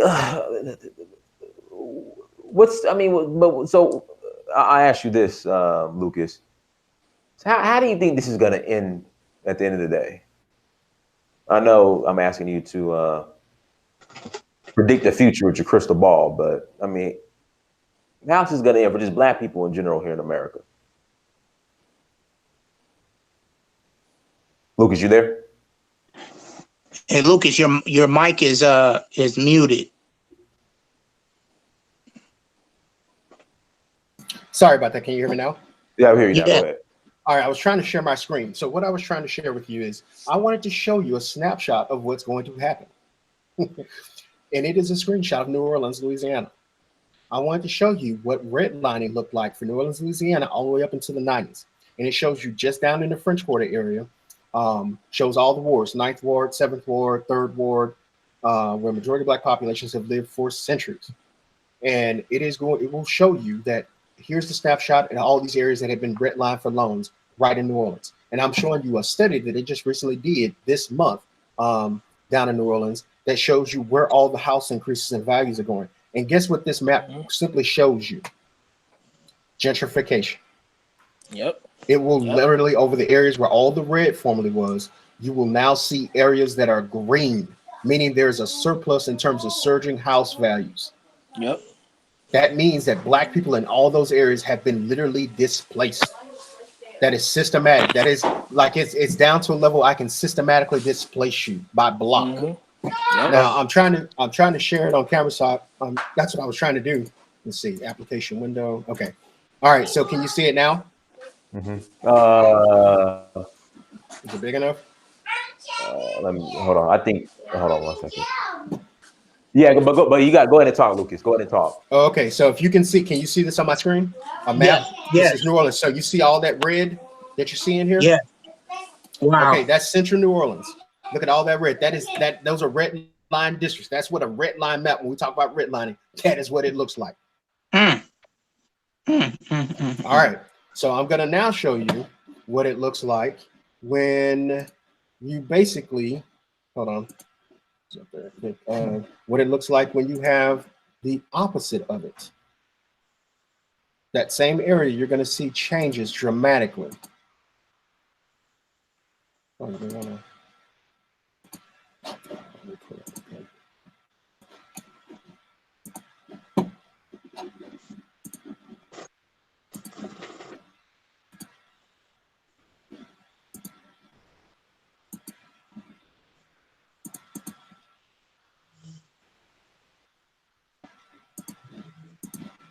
All right, can you see this map now? Mm-hmm. You see all that yellow and that red? Yes. All right, so when you see it's telling you here, these are the changes in house values. That's the same snapshot of downtown, basically the main heart of New Orleans, in the bend of the Mississippi River. So if you see the increases over here, the change in average sale price per square foot, you see an increase in all that area that was red. Well, I mean, okay, so you see where the tight red is, and that means 200% increase in home values. The going down to amber color, the orange kind of color, 75 to 100% in home value increase. And then the 50 to 75% increase as you get to down to yellow is 25% increase. What is that telling you? There's been a massive influx of white people into this area. They've literally almost displaced almost all their black people except for the blue areas, where they basically created little enclaves for Section 8 homes or for affordable housing. But for all of that other area that was red, the same economic development that they have allowed for these areas to increase like this, the same development could have been done for African Americans with the same money. And they chose not to. And Lucas, all this was the result of what happened after Hurricane Katrina. That's Katrina, right? Yes, that right there shows yes. But I'm saying it's even without Katrina. Katrina, Katrina's 2003, I think, 2005. So you still got to look at New Orleans still wouldn't have been able to buck the trend. The same impact of what I'm showing you, that trying to show that map and comparing it, it's the same thing happening in Atlanta. If you have that same comparison, it's the same thing that's going to happen to Baltimore soon. DC has literally been taken over. And I told you, Don, that I purchased a house, and some of you other guys, like Fabian, I purchased about 2 years ago. I purchased a house in DC, and the vehicle I was able to use, I was able to use a loan vehicle that allowed me to purchase a house, and then I used basically, one of the floors right now, or both. I have 3 floors, but 2 of the floors basically I use as rent income. Now, I would help learn more people in order to do that, especially African Americans. And the biggest problem I see, not only for myself, is I try to search for more and more vehicles on which I can get money to keep doing the same process. It's that there are not enough vehicles for African Americans to be able to, let's say Fabian knows what he's doing. He's proven, hey, I've been able to do this for my home, or I've been able to do this at least with one property. Hey, why don't we make this a second opportunity for you? You go get another property. You can come to this bank right here, Covenant Bank, let's say. It's a, historical African, we have a way that we can now, we're going to let you replicate that same process you did successfully. We want you to replicate that. I don't have another avenue for that second and third approach. Now I have to work overtime to pay off this asset enough. So guess what I can do? I can re-leverage this asset to help me go buy another asset. And that's a long process of helping to pay hundreds of thousands of dollars down, especially in markets like DC. It's a long, tedious process, and it stymies my ability to grow not only that asset, but to get more access to capital in a way that average, I'm just saying, other communities or whites do not have that same level of resistance or heights that they have to overcome to get access to more capital doing the same thing that I'm doing. I'm gonna tell you what I saw. What you're saying about DC is correct. It's incredible what has happened to DC, and now the overflow of people that cannot afford DC are now buying up Baltimore.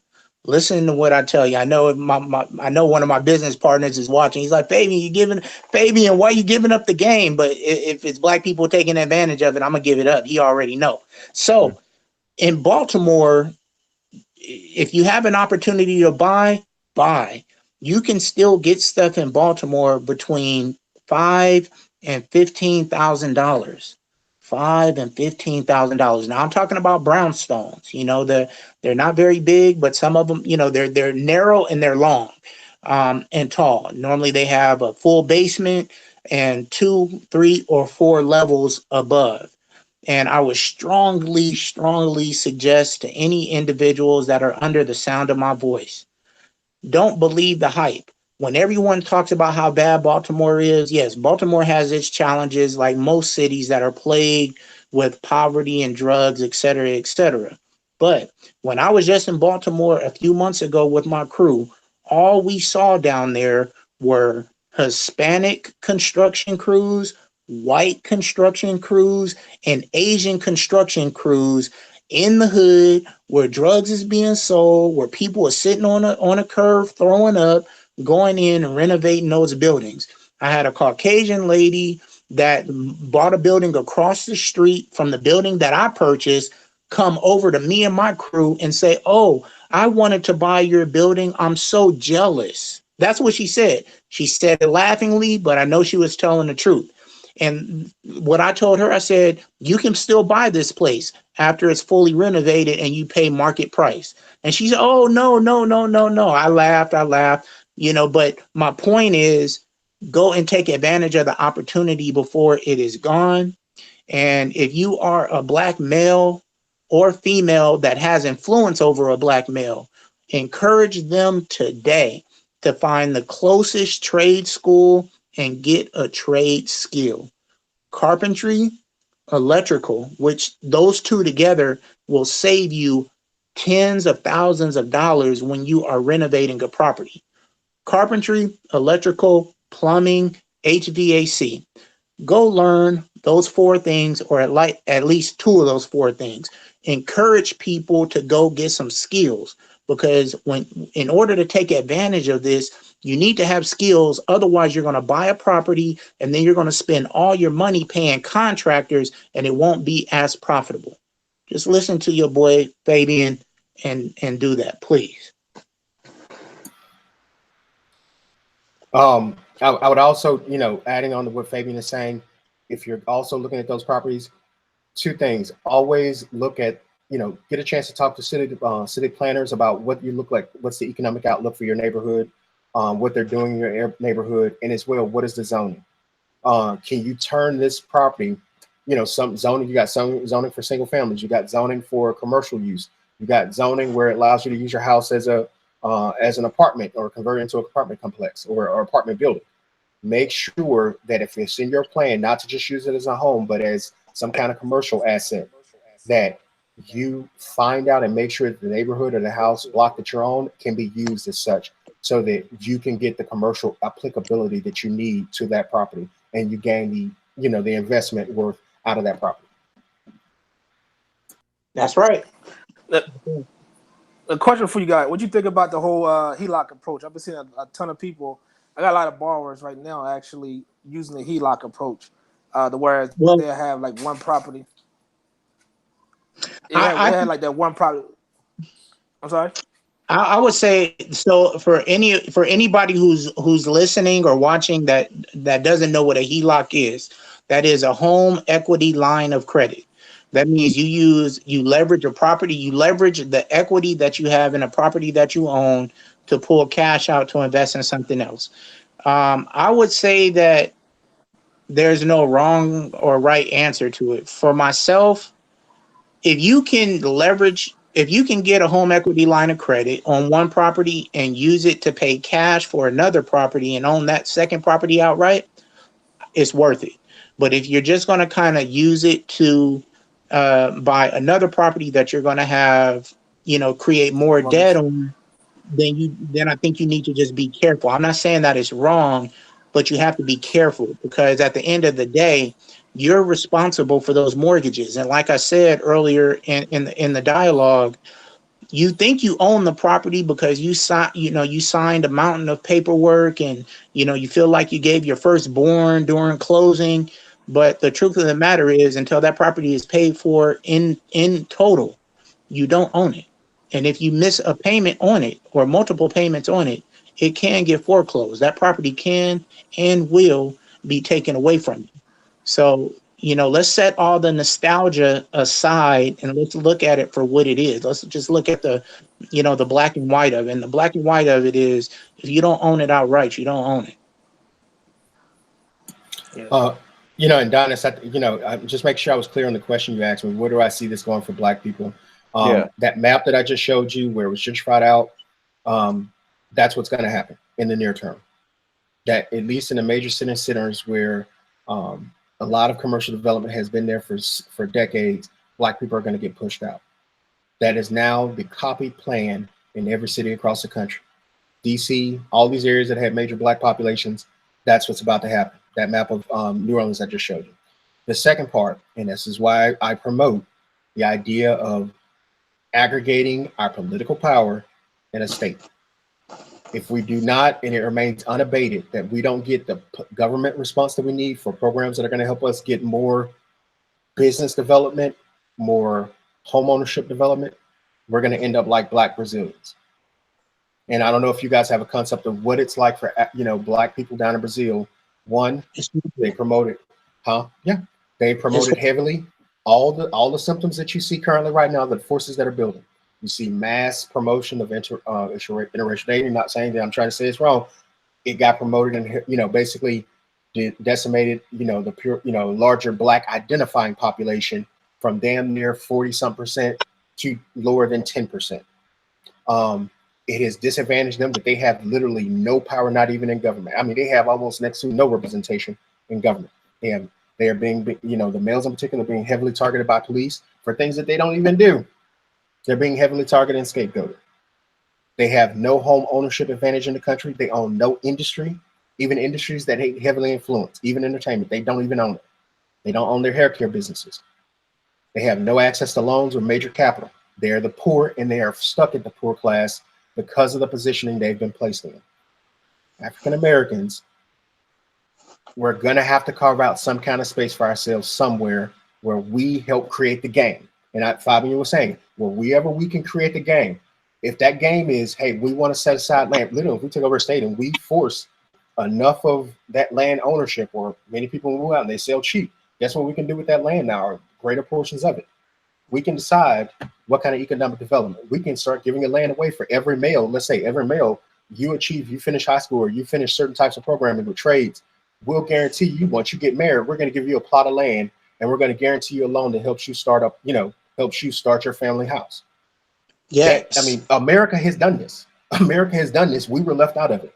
So what I'm saying is that we're going to have to make a strong step, or a portion of the population is going to have to define a course that is going to have to develop some kind of stability for us on all fronts, political, social, and economic, where we have some kind of footing, and then act like the Chinese. If we have a strong enough economy and we build up one that's on our terms, guess what we can start doing, Donis? What the Chinese are doing. You start going out in other communities, and guess what you start doing? You start buying up stuff. You start, you know, importing or exporting your talents or whatever you do well. You start buying up, let's say, all the basketball stadiums. You start buying up all of the entertainment venues. And then you start putting your Black communities around them. And guess what? That economy can now support those exported communities that still feed back to your main economy. We're gonna have to become far more sophisticated as a group, or a portion of our group. I totally agree with that, Lucas. And I just got back from Egypt and Ethiopia. And while I was in Ethiopia, I saw a tremendous amount of opportunity, and I saw just how much African American people, Black people, can affect the continent of Africa if we would just kind of change our priorities a little bit. So I would say, in addition to learning, you know, the trades that go into construction, start doing your due diligence and learning about import and export. Okay. Because what you're saying, Lucas, and we can generate our own economy, and at the same time do business between you know, where we are in the United States and Africa. There is a tremendous amount of opportunity there that we should be taking advantage of. We can take products that are manufactured there, import them here, sell them for American dollars here, take advantage of the currency exchange rate, invest them back there. And it would be very easy to do, especially if we're working with very little overhead, very little debt here in America.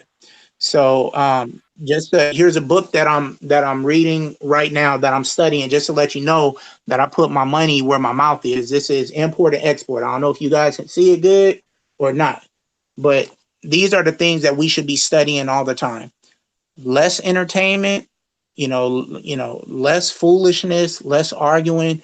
We got to buckle down and hit the books and improve our skill set, because the more skills that you have, the more valuable you are, and the more people you can help.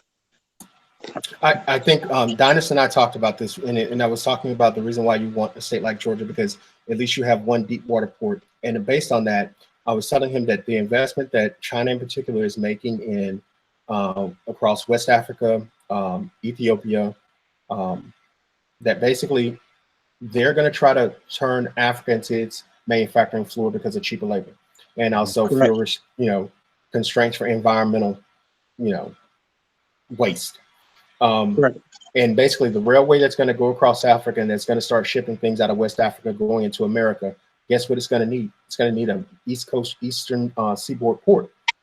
That's correct. To come through. And guess what? If you have that port, now you can work with, you know, basically the African Union and most of the African countries individually, say, hey, guess what?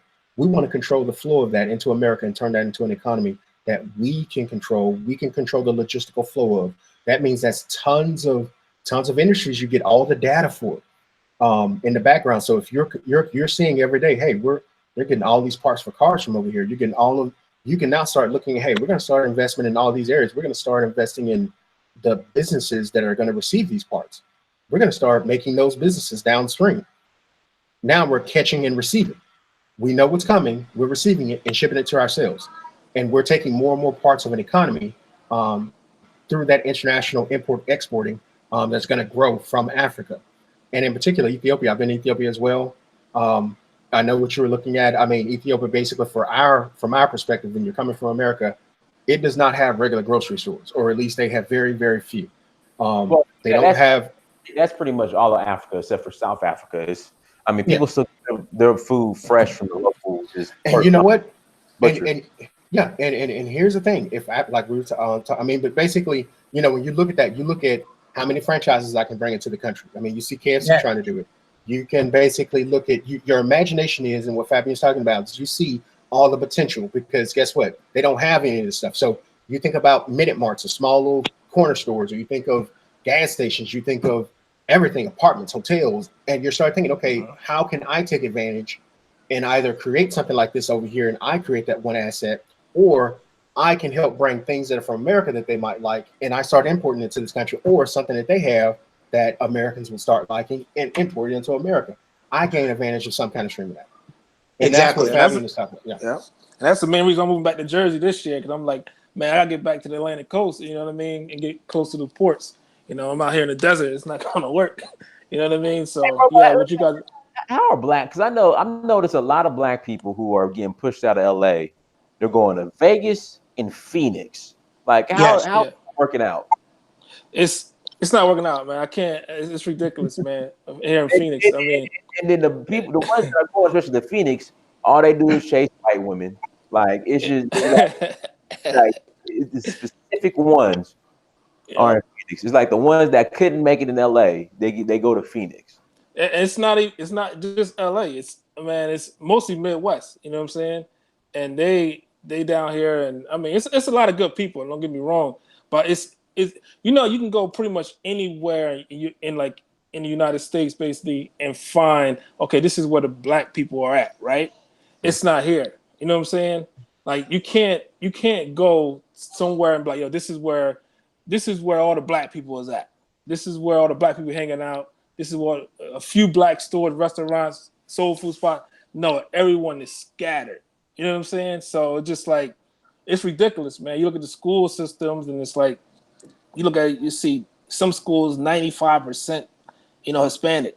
Mm-hmm. You know what I'm saying? And you look at it and you're like, wow, so you're just trying to. Phoenix is different, man. It's different. I got here soon. I landed here, and I was like, damn, you know what I mean? And then, and basically that's why I'm going back. I can't. I'm from Jersey. I'm used to being around a bunch of black people everywhere, and being around a bunch of everybody, and it's just different here. Much different. Well, I mean, what we'll do? Go ahead. Oh, Fabian, I was just going to let you know the port that Ethiopia is developing its port with Djibouti. They're trying to expand it. So that was just one. That's the port in turn. Most of your assets are going to move through. It's going to be just port until they make an actual agreement, and they're going to develop another port with Eritrea. So basically, if you're importing and exporting, start looking at Djibouti. And in terms of Djibouti, the U.S. military, we have a presence there. So if you have any relatives over in Djibouti that deal in military, or you have friends, like I'm on this side of the world, but I'm not in Djibouti. But basically, they can help you basically at least make the connections you need to local importer exporters in the country of Djibouti, because that's where Ethiopian goods are going to come through and from. Yes, sir. That was actually something that I shared with Dynas. When I was in Ethiopia, there was a hotel that I stayed at that had a vehicle for sale, and it was a Kia Sportage, right?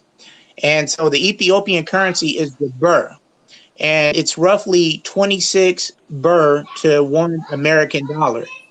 This Kia Sportage that we can get here in the United States for $10,000 to $15,000 was selling for 2,747,000 birr. That equates to 101,000 American dollars, for a little Kia Sportage. I was disgusted by that. Disgusted to see how our people are being taken advantage of in other parts of the world.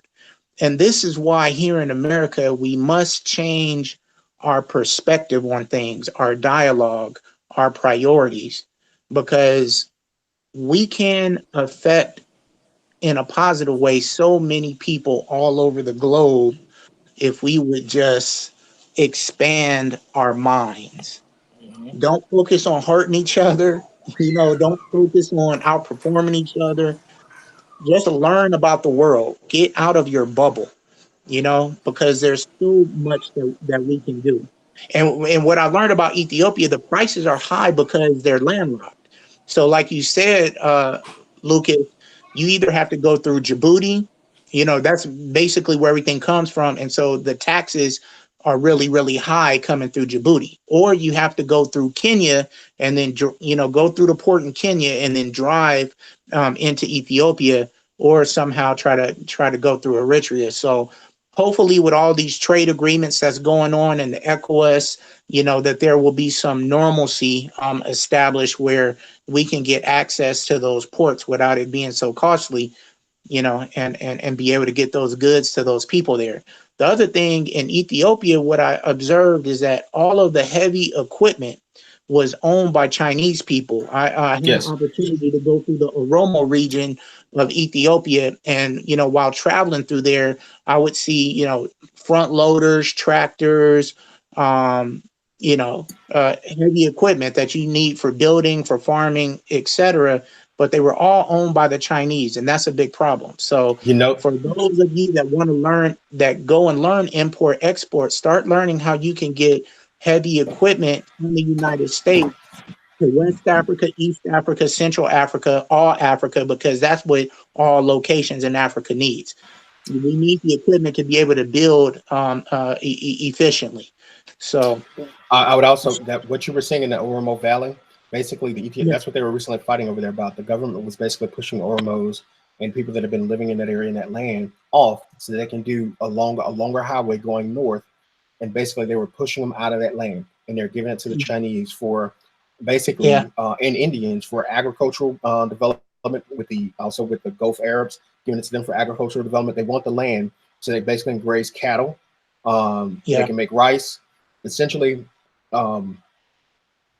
what you were saying basically is government development with very locked in partners. And basically, how do we become an alternative partner with being able to bring in assets like that?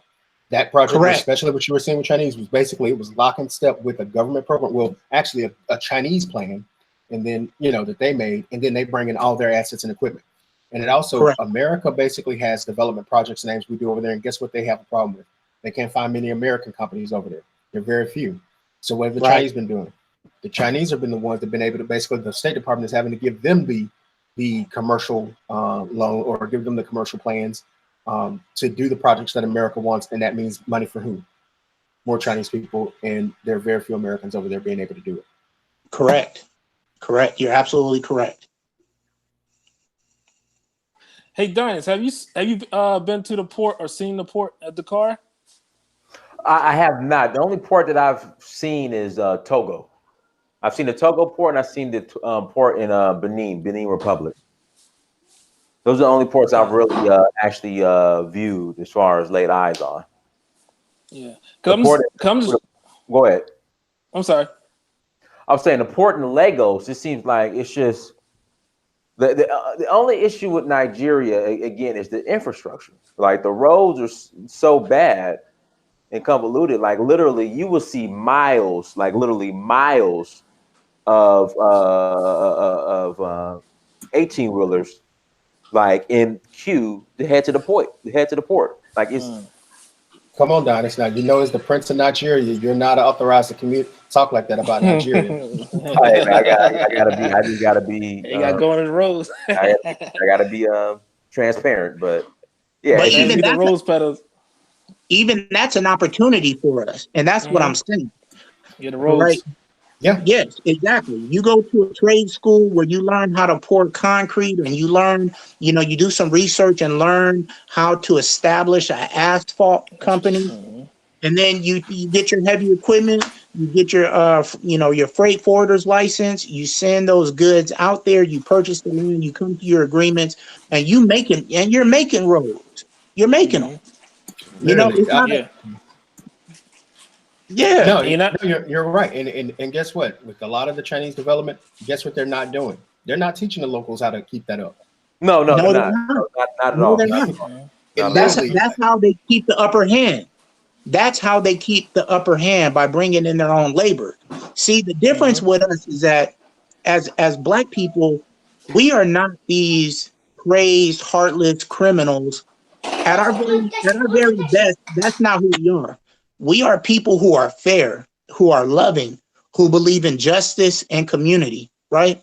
So when we go to Africa, we're not going to Africa to treat African people that way. Any business that I establish in Africa, there's going to be a training program, because I'm going to be hiring Africans to run the business, right? So there will be a training program, right? I'm not going to bring Americans with me over to Africa, to run a business. That's what China is doing. They're bringing in their own labor so they can maintain control. But that's where we differ, and that's why we have to get involved, so we can offset that option.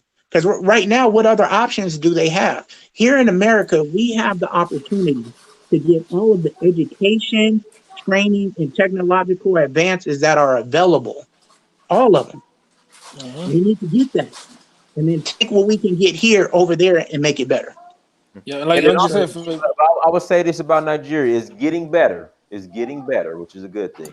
Every time I go, it's improving. Every time I go, but I, um, would- I, would- I would I would slightly disagree, and I would say that individual African countries are in their citizens are in a better position than we are as African Americans.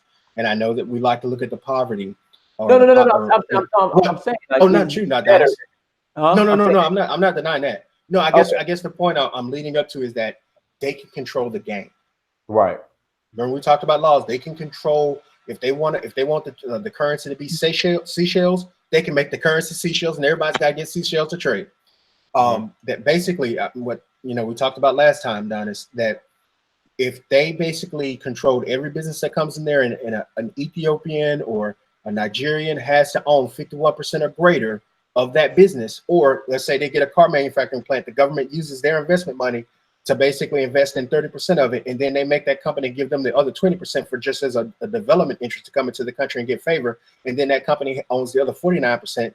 They can always control and benefit from the appreciation of that asset for their economy. They can always have a say in what that company is doing in their country and the cash flow. They can direct the cash flow from any profits from that business through their banks, so they can have the multiplier effect of loaning out more money for more businesses, for their local entrepreneurs, for their country to grow, to pay for more schools. I'm just saying that basically they have to be able to get a grip and control on all that economic development, because the way it's coming in, Dynas, they're letting everyone else control and basically sitting back laissez-faire, thinking that the development means it's a benefit for them. You can literally sit on that land and the capital flows all in each way, every which way around you, like wind. It doesn't touch you. If they don't get a hold of the cash flow and the way it moves through their economy, they will not get the benefit for themselves or for their people. That's the problem. And it's the reason why African Americans can live in the richest economy in the world and they don't get any benefits from the asset, because they lived in redlined areas that do not see any economic business development, community development, or any other kind of economic growth that's going to pull them up with the rest of the country. Yep. That's the problem. And the same thing can happen in Africa if they don't watch out. Consumer-based classes, and we got to start owning our stuff and running industries. That's the only way. What we'll do, we'll go ahead and close out. First of all, everyone, thank you for joining. Make sure you hit that like button if you're new. Make sure you subscribe. Lucas, we'll start with you. We'll go ahead and close out. Hey, it was nice meeting everybody on the panel. Dynas just called me out of the blue, just gets me on to talk. Not bad, but nice meeting you, Fabian. The other gentleman, I didn't catch your name, but nice meeting you too. Hopefully, we can talk to you guys again or learn more from you all. All right, go ahead, Lucas. I'm tripping. Go ahead, Fabian. Okay, so this is Fabian, and Dinus, thank you so much for this platform that you have offered, for the great work that you're doing, for expanding your mind, traveling all over the continent, providing opportunities, and just a space where we can dialogue and become better people. I am truly humbled by the knowledge and wisdom of my esteemed colleagues here today, and I hope, man, that you invite me back again. Thank you so much. It was a pleasure to meet you, Lucas, and a pleasure to meet you, Will, Charles, Brother Crypto. Thank you so much, you guys. All right, go ahead, Charles. Yeah, basically, thanks Dinus again for having this platform and showing everyone exactly, the continent, and that's what's needed, and bridging that gap between you and letting everyone, African Americans know, African Caribbeans know, Africans around the world, know exactly what we have back at home, different cultures, and being out there and doing that and inspiring people like myself to go out there now. And also having this program here as well, just bringing on different people. And these are conversations that we have to have inside our communities because, I mean, like Lucas was saying, like Fabian was saying, we have to get in and start controlling our own industries and controlling what we have. If not, we are pretty much a permanent underclass, and there's nothing we'll be able to do. You're not. I just read it. I think 2053, we're going to be 13% of the population if everything keep going on this way, and 14% will be Asian. So we'll be third. We'll be third in size in minorities. So we got to really start getting. I mean, me personally, I think the answer is Africa. Like you said, we get the check, man. I'm out. You know what I mean? I'm out. I mean, it is what it is. Because like Lucas was saying, we get to make our own. Africans get to make their own laws in their own countries. So I'd rather be over there with my people building than here building someone else's country. We did it for 400 years, Let me read this. Shout out to Chief Drino. What's the plan and deadline to get your boots on the ground? The Chinese don't talk much. They just act, and they are quick. Time to take full advantage of the vast growth potential in Africa. So the difference. Okay, I've already, I don't know how long the chief has been watching, but I just said I just got back from Africa.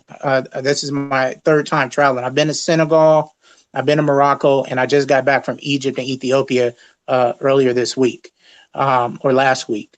So to answer your question, boots are on the ground right now. We're planning right now. But you cannot compare us as individuals to the Chinese government. When China goes into Africa, they have the full weight of a communist government behind them. Their military, their state-owned businesses, that's China.